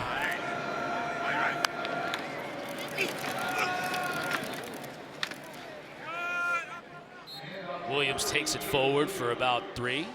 Soars on the tackle. Don't forget, Louisville and Boston College coming up at 7:30.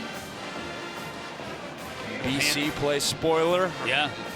If you saw Bill O'Brien, his presser this week, I wouldn't even characterize it as exasperation. He's just trying to figure it out, going to work. We were talking injuries a lot in this game. When we had Boston College a couple weeks ago, they were decimated by injuries. Williams tackled for a loss, and that should pretty much do it. It was a complete effort by Pat Narduzzi's squad. Yes, NC State got 34 points, but that defense was flying around and the offense was lights out, led by Mason Heintschel.